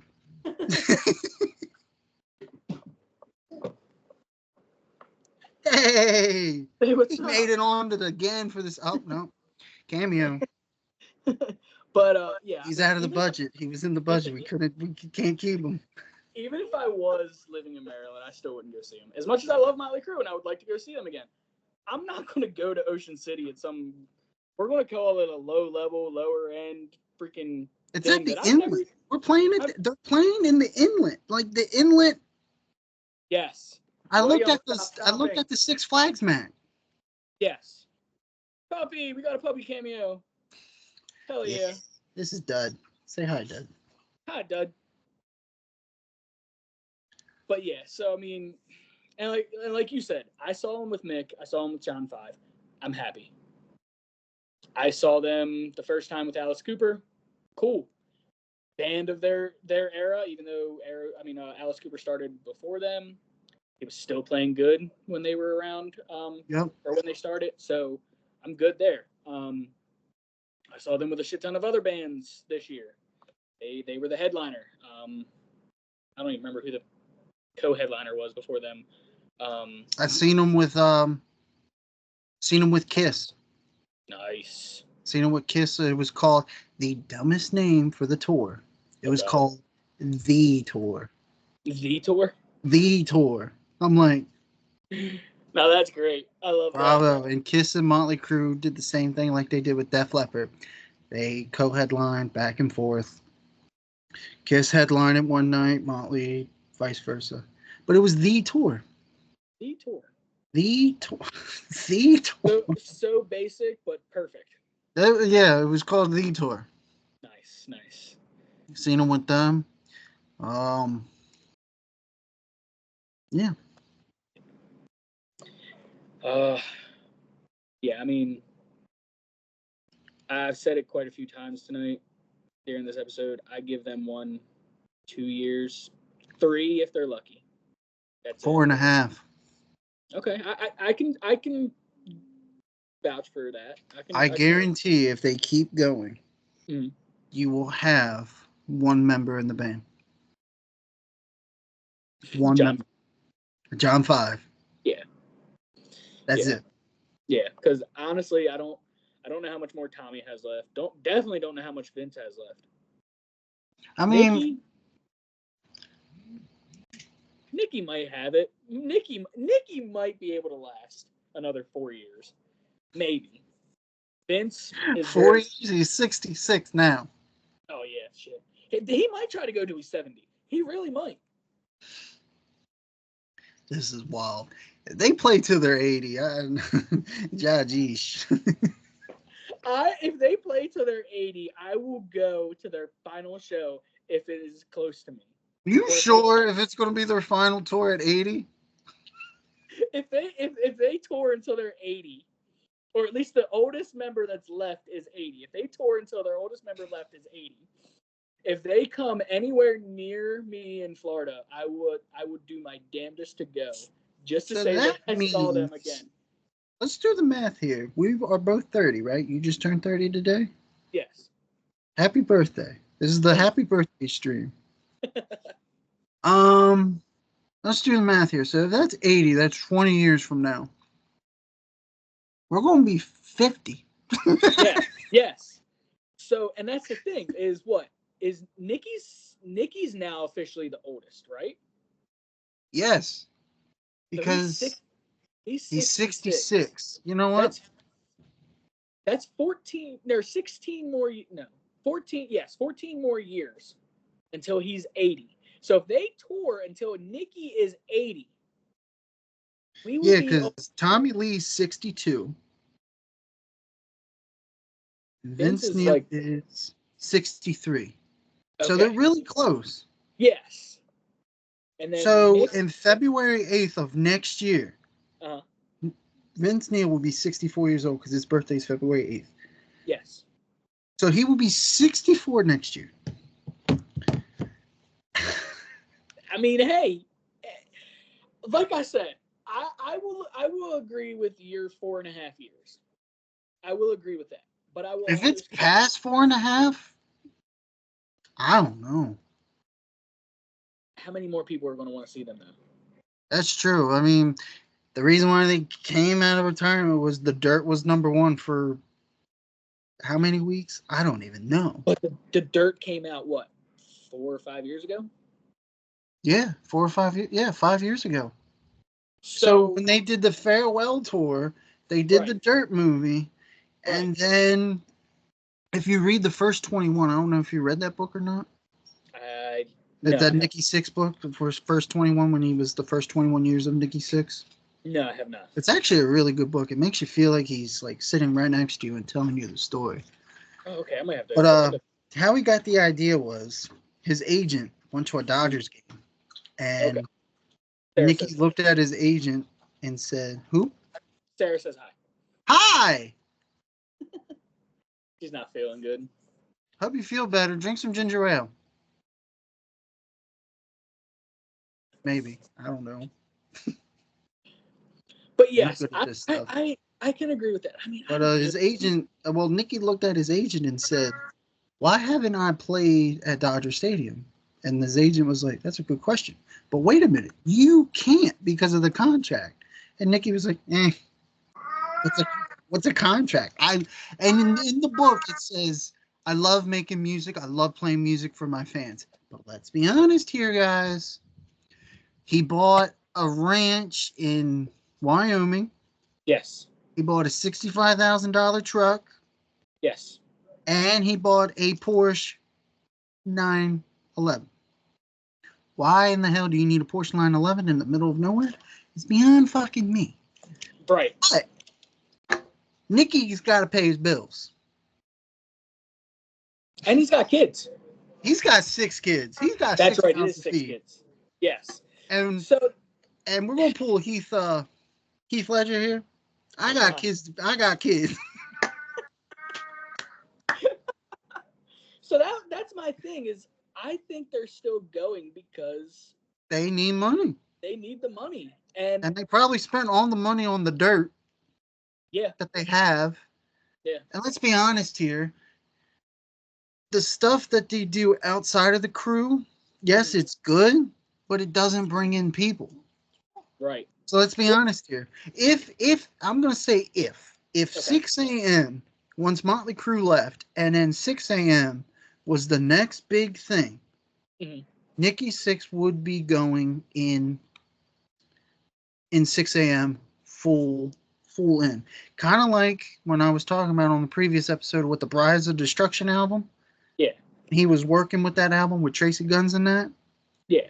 It was the first album. He was going nuts. He was going good. Then when he got the phone call and said, "Oh, Motley's getting back together," guess what he did? He left Brides of Destruction in the second album Yep. and went to the mothership. Yep. The Yeah. mothership makes money, not the side projects, and that's Yeah. why they keep coming back. Exactly. So that's my thing is if Motley says they're completely done, is he going to focus back on 6 a.m.? 6 a.m. is a good band. They have not made a new album since Moses wore short pants. Shit, when was that? Let me see. Now everybody's gonna be like, "Oh, look at these guys. They're just cheating. They don't know what they're talking about. They're on their phones." The last, 2016, Praise of the Blessed, Volume 2. yes.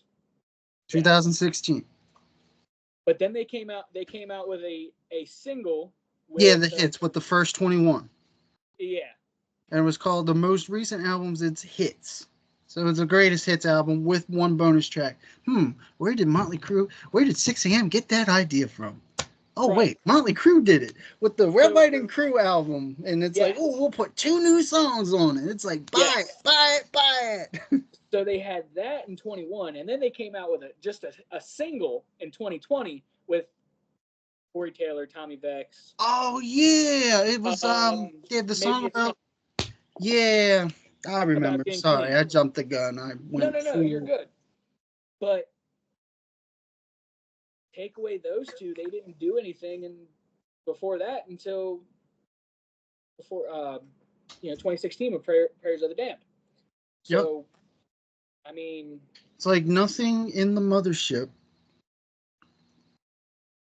If they did other things outside of the mothership and did well, the mothership would not have.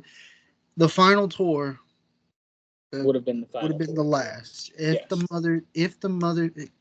things outside of the mothership succeeded. Yes. And that's why, we're saying we love Motley, but at the same time, it's time, guys. If you're watching this, it's time. Yeah, it is time. I mean, you're at a boardwalk. Where do we go next? Golf course? Right. Pebble Beach? Yeah. They've already cemented their name in rock and roll history. They really have. And they'll never go into the Rock and Roll Hall of Fame. I'm sorry, shame. Yeah, it really is. They'll never go in there. No. It doesn't mean anything anyway. Yeah. Does not. The Rock and Roll Hall of Fame status does not mean anything now. Call me what you want, but Dolly Parton made it in before New York Dolls and MC5. It's like, ouch. Speaking of the Rock and Roll Hall of Fame, to not change the subject, and this is kind of not even focusing on the Rock and Roll Hall of Fame, but we all know Ozzy just got inducted. Did you hear that Ozzy is thinking about reuniting Black Sabbath? I did hear about that without Bill Ward. They're doing it again. Yep, for one of his final performances, if not his final performance. It's pretty much going to be that studio album, Black Sabbath 13. Yes. Yeah. I'm here for it. You're here for it? I'm here for it. I'm not for it. Really? Let it go. You weren't a fan of that album?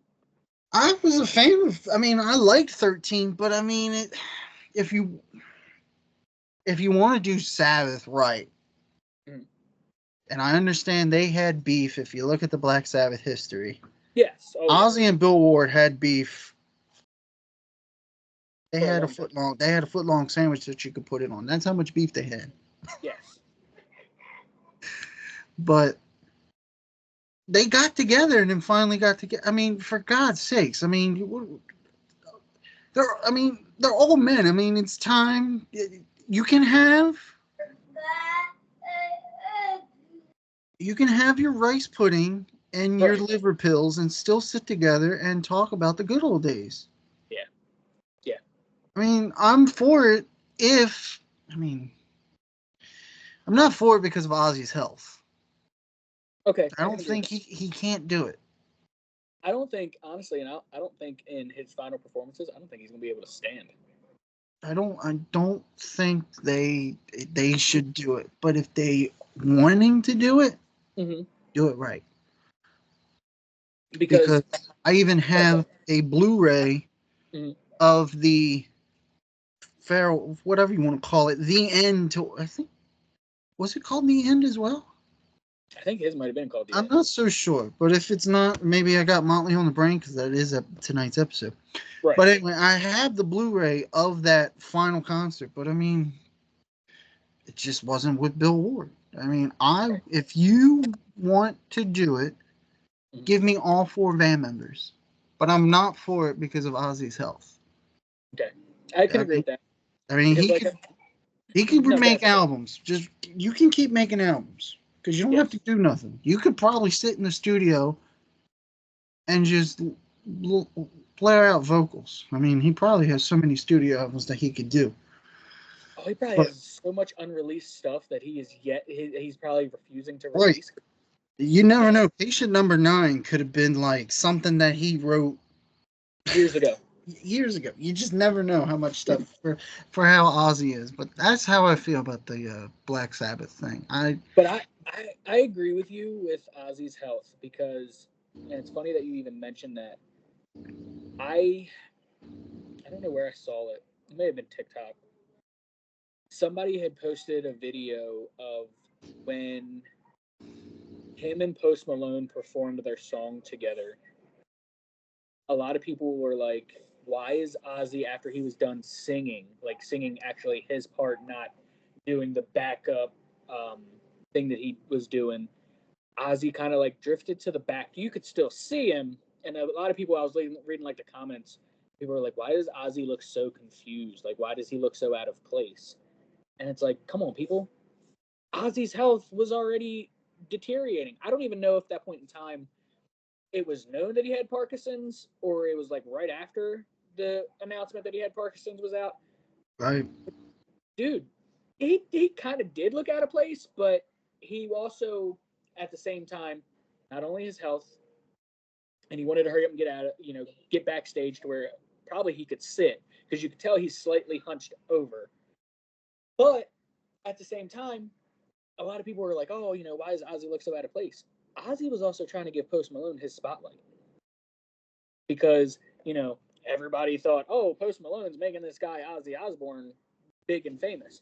No, Ozzy Osbourne was making Post Malone famous. And Ozzy Osbourne, when they performed that song, gave Post Malone his spotlight. Yep. I mean, it's going to be Ozzy's time where he passes it on to. And see, that's my thing. Pass it on to somebody, but Posty, right. no. Posty, no Posty. Right. Posty's doing country now, so does he count? No. But see, that's my thing. Talking about Ozzy and then even going back to Motley Crue. When Ozzy says, you know what, I'm now officially done. No more touring, no more making albums. Who is he going to pass that torch to? That is a tough question because... Is he passing it to Sid of Slipknot? Because he's technically family now, even though him and Kelly aren't married? That's a good question. Who is Motley Crue going to pass it on to? MGK? I don't know. Right, right. But no, it makes you wonder because those two, Ozzy and Motley Crue, have cemented their place in rock and roll history and they'll never be forgotten. It's kind of like how we talked about off camera, and I'll bring it out. No, you're good. Kind of like the time when I was in high school, and I thought my glam punk band was going to make it big.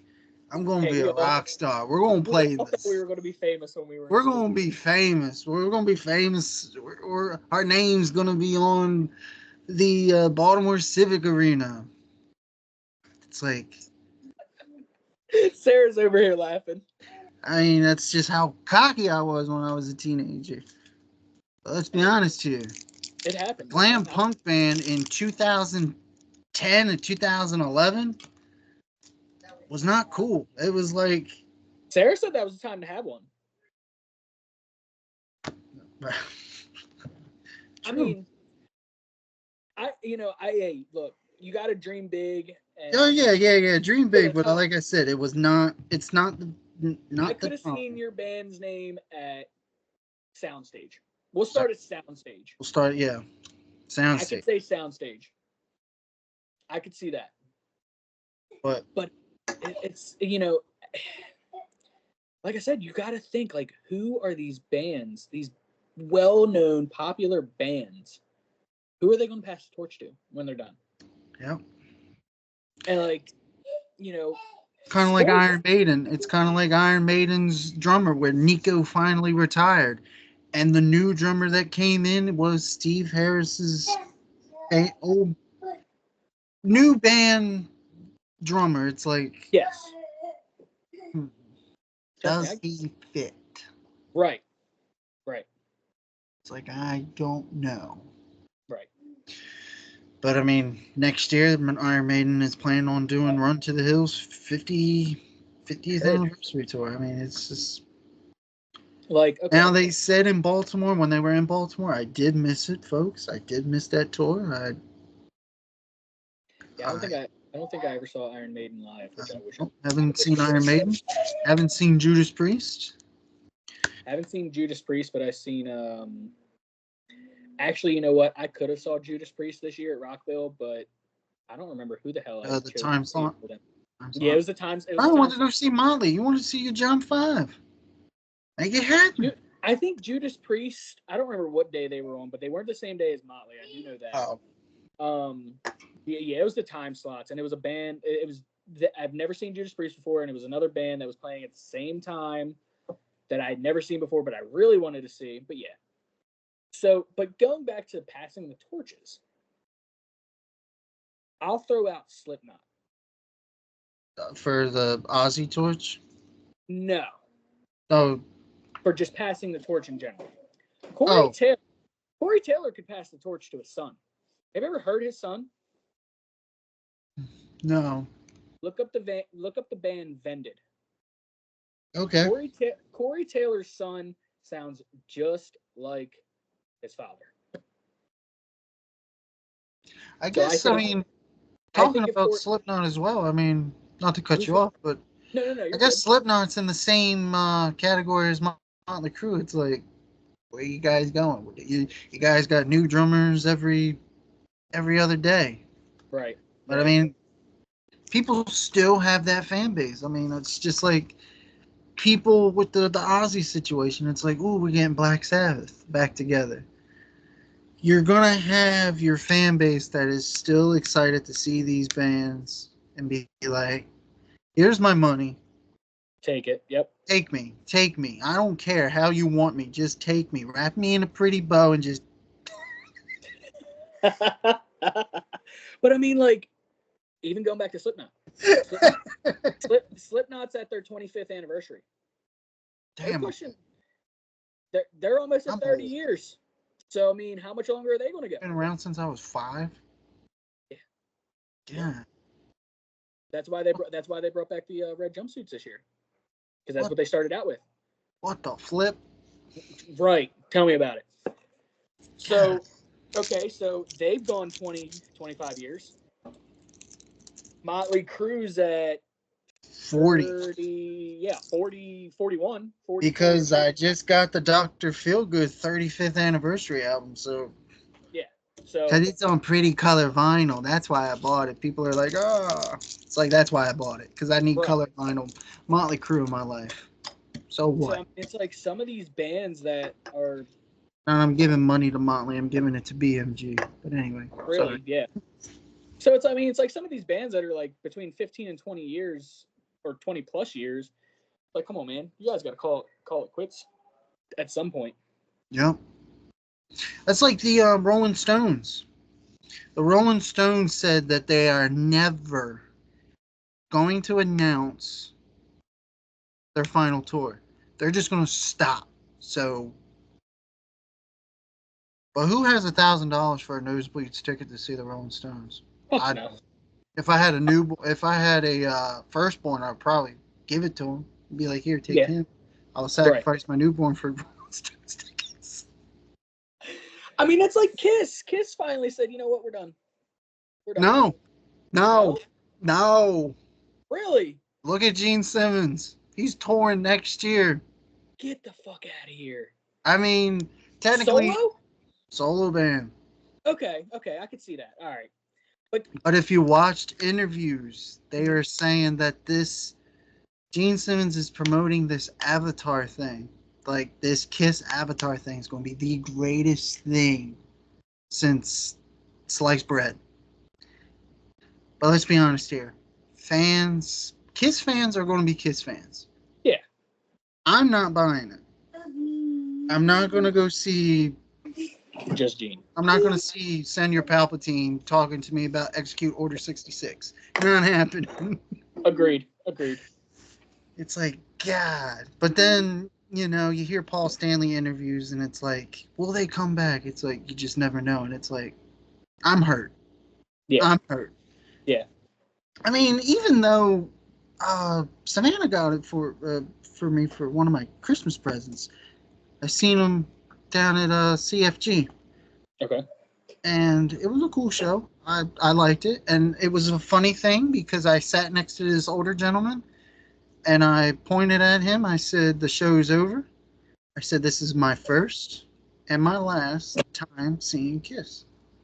And he looked at me like, what? I said, yes. But he was like, but through the whole night, you were saying your favorite songs are XYZ, XYZ, XYZ, XYZ. Mm. And I was like, yeah, because I know my history.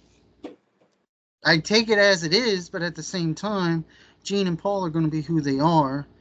And like with Motley Crue, Nikki is going to be Nikki. I don't care if anybody says, oh, Motley thinks about team players. Tommy and Vince and Nikki said, no. Nikki is the captain of the mothership. He is saying the first and the final word.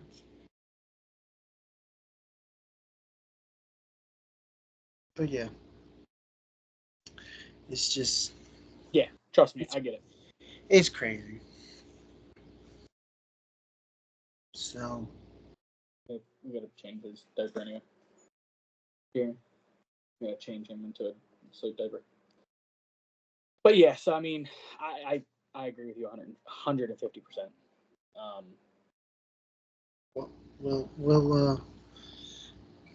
I mean, I like Motley Crue just because of the nostalgia reasons of me being a kid or teenager.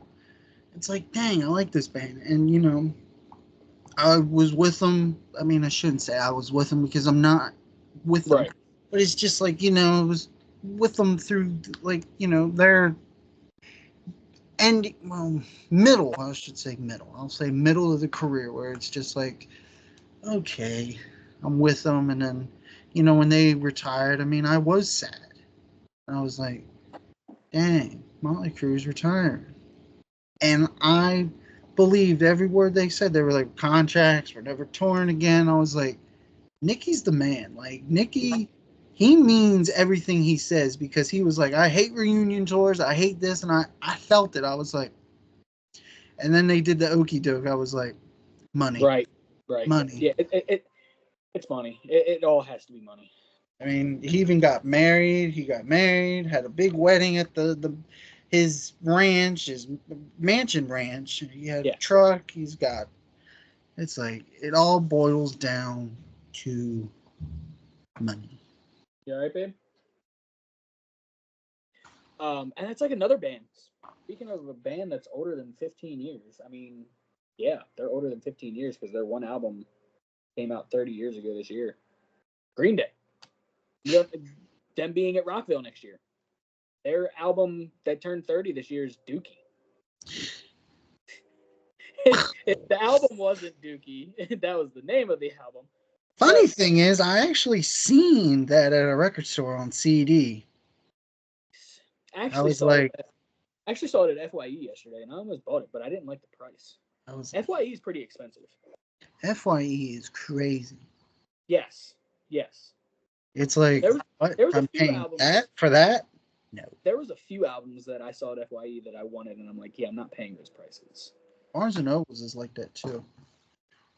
And even see, that's the thing. Even their music section is really not that big. But I mean, I found the Judas Priest newest album on CD at Barnes and Nobles because we were out Christmas shopping, and I was like, See, Sarah and I haven't gone to Barnes and Noble since I started collecting the vinyls. So our next trip to Barnes and Noble, which will probably be soon, because Sarah loves that store. You're probably going to keep your wallet in the back of your pants because those prices at Barnes and Noble's vinyl, it's crazy. Because like the Judas Priest newest album on vinyl is $49.95. Holy shit! I mean, Sarah's one of their like members, so she gets a discount. So I'm like, maybe if it's an album I really, really want, then I might get. Oh, speaking of another album that I really, really want that I saw at the record store that I added to my list is Nirvana's. I think it's the Nevermind album, the one with the kid in the pool. Oh, the Nevermind album. Yeah, that's Nevermind. That's the that one and Unplugged and maybe shit. Hold on. Horrible at my album names. That's all good. We all draw blanks. And Utaria or Utaro. That is the only album, and probably Bleach too. Maybe, yeah, I might go with Bleach. Are you going to be collector scum, Will? Are you going to be like the rest of us vinyl collectors, collector scum, and just buy every album from a band? No, not everyone. But see, that's my thing. Is like I told Sarah, I was like, her spoiled ass. I'm always buying her books, and she's like, "Yeah, you thought books were expensive. But you start buying more and more vinyls." I'm like, "Yeah, I spent almost $60 on 2 vinyls today." Yes, it is not good. I mean, today, like, I got this, the haul in the beginning of the episode that I'm talking about. Yeah. I got that Friday. Now, I did pick up stuff today, but I put it back because one record was $24.99. Another one was one record was $25, and then I found 2 other ones that were $20. I mean, I was like, I can't do this. And then I found CDs that I needed, and I was like, okay, that's $8. That's $5. I'm like, I gotta put these back because I can get them after Christmas because I know for a fact that these albums will not go nowhere because they've been there for ever. It's like, okay, nobody wants those albums. I get it. Okay. See, one of the albums that I regret that I should have bought because it was a decent price. It was either Blizzard of Oz or Bark at the Moon. It was only $19.99, and I should have fucking bought it. I would have bought Blizzard. I got nothing against Jakey Lee, but I would have bought Blizzard if I was you. Yeah, I'm kind of regretting not getting that one. Yeah, so I mean, but yeah, finals are definitely, it's a hobby now. It's a hobby of mine now. Sarah's is collecting books or buying books. But yeah, I think vinyls is now going to be my new thing. And I told Sarah, I was like, I can't wait for her and I to find a house when we decide to move next year, so I can actually have somewhere to actually put it instead of our bedroom. High up, obviously, so William can't get a hold of it. Yeah, I know that feeling as of right now in the situation I'm in. No, I mean, yeah. I totally get it. Hold on. No, you're good.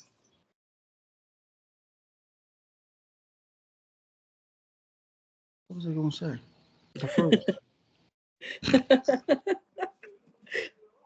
Anyway. You look like Mick Foley there for a second. Yes. That's a thumbnail. Oh, that's great.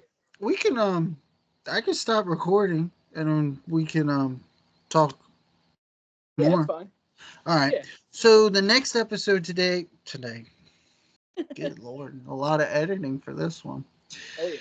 Episode number 3 will be on next Saturday, early, because I have a show to go to. I forgot.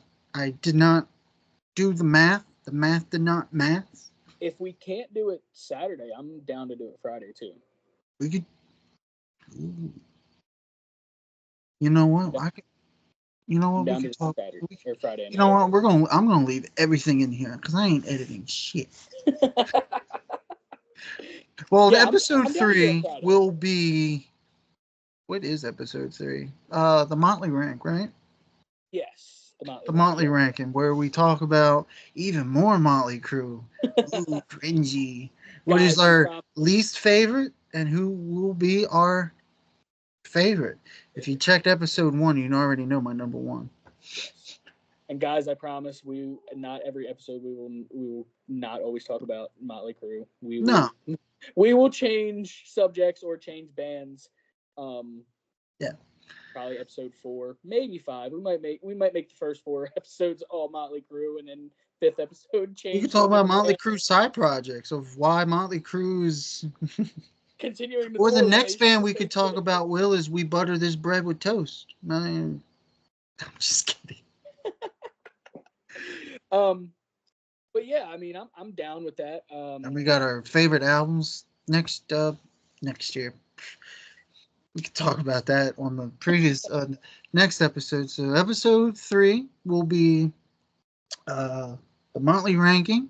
Yes. Episode 4 will be our best albums of 2024, Yeah. which was Will's idea. So when that episode comes, he will break the breakdown. Yes. Yes, definitely looking forward to the next 2 episodes. Yeah, absolutely. And between that, we will definitely be coming up with an idea for episode 5. Let me see. When would episode 5 be? Episode 5, I think, would be in the beginning of the year. So if we're doing episode 3 on Friday the 20th, if we move back to Saturdays for episode 4, will be the 28th. And then January 4th would be episode 5. So yeah, we'd be bringing in the new year. We could do something crazy. We actually could, yeah. I'm down for that. Let's do the Ice Bucket Challenge. No, I'm just kidding. Let's do it. Yeah. Hell yeah. I'm down for it. So yeah, we have next 2 episodes already planned out. Between then, Kyle and I will discuss and probably bring up ideas. And hell, whoever watches this, I mean, even if we don't get any views or any likes or anything like that, we're still going to keep putting out episodes. I'm still going to put out episodes because you know why? I need the money. Right. I need the money. I have kids. I need the money. I keep trying to bring out this new podcast and nobody wants it.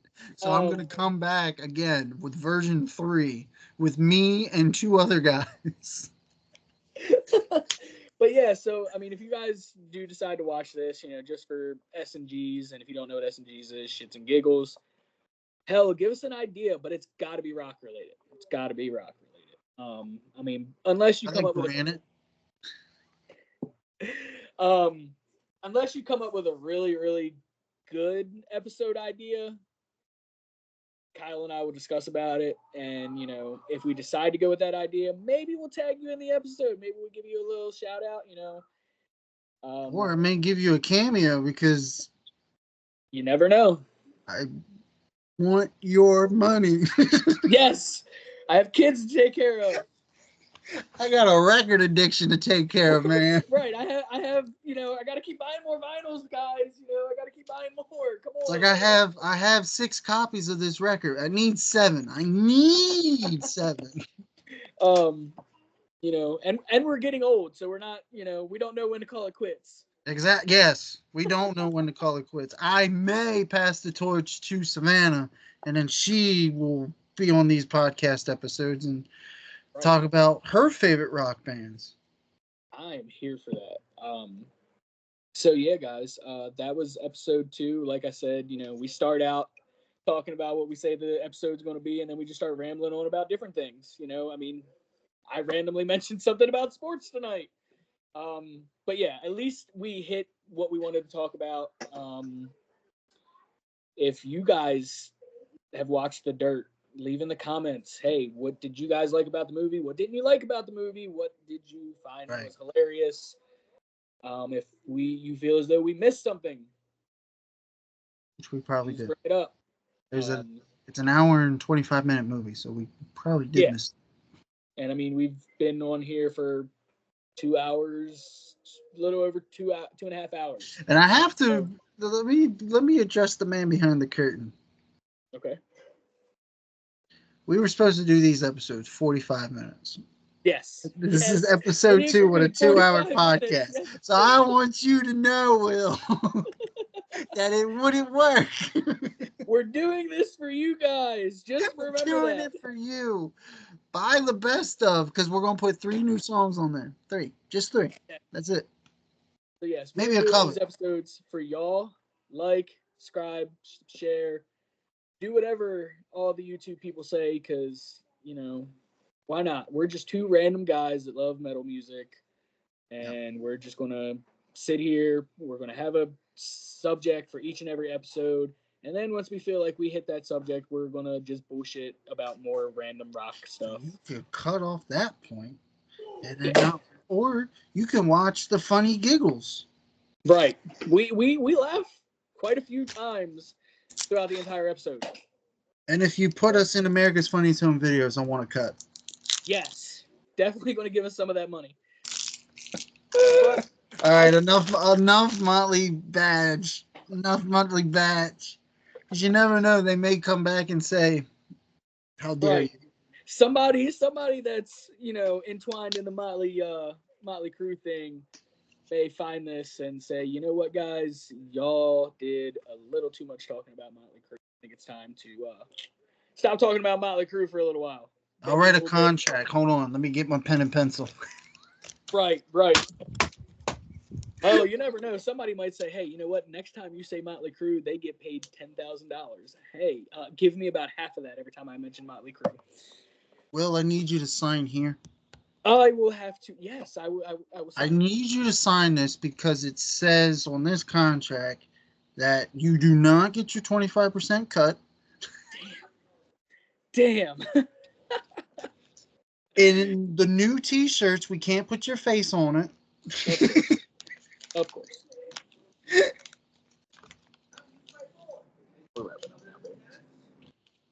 But anyway, thank you guys for watching. Yes, thank you. And then contract signed, sealed, and delivered, as you see him doing it now. Mailing it. But yeah, thanks, guys. Hope you guys enjoy this episode. Like I said, do the like, subscribe, share thing. Drop us some comments. Even if you don't watch the whole entire episode, if you don't like it, leave a comment and say, "Hey, you guys fucking suck." I do. I do. I mean, I do. It's not gonna stop us from being here every week, so I will be back on episode 3 with the Motley rank. Catch you later, guys. All right, man. Y'all have a good night. Thanks for watching.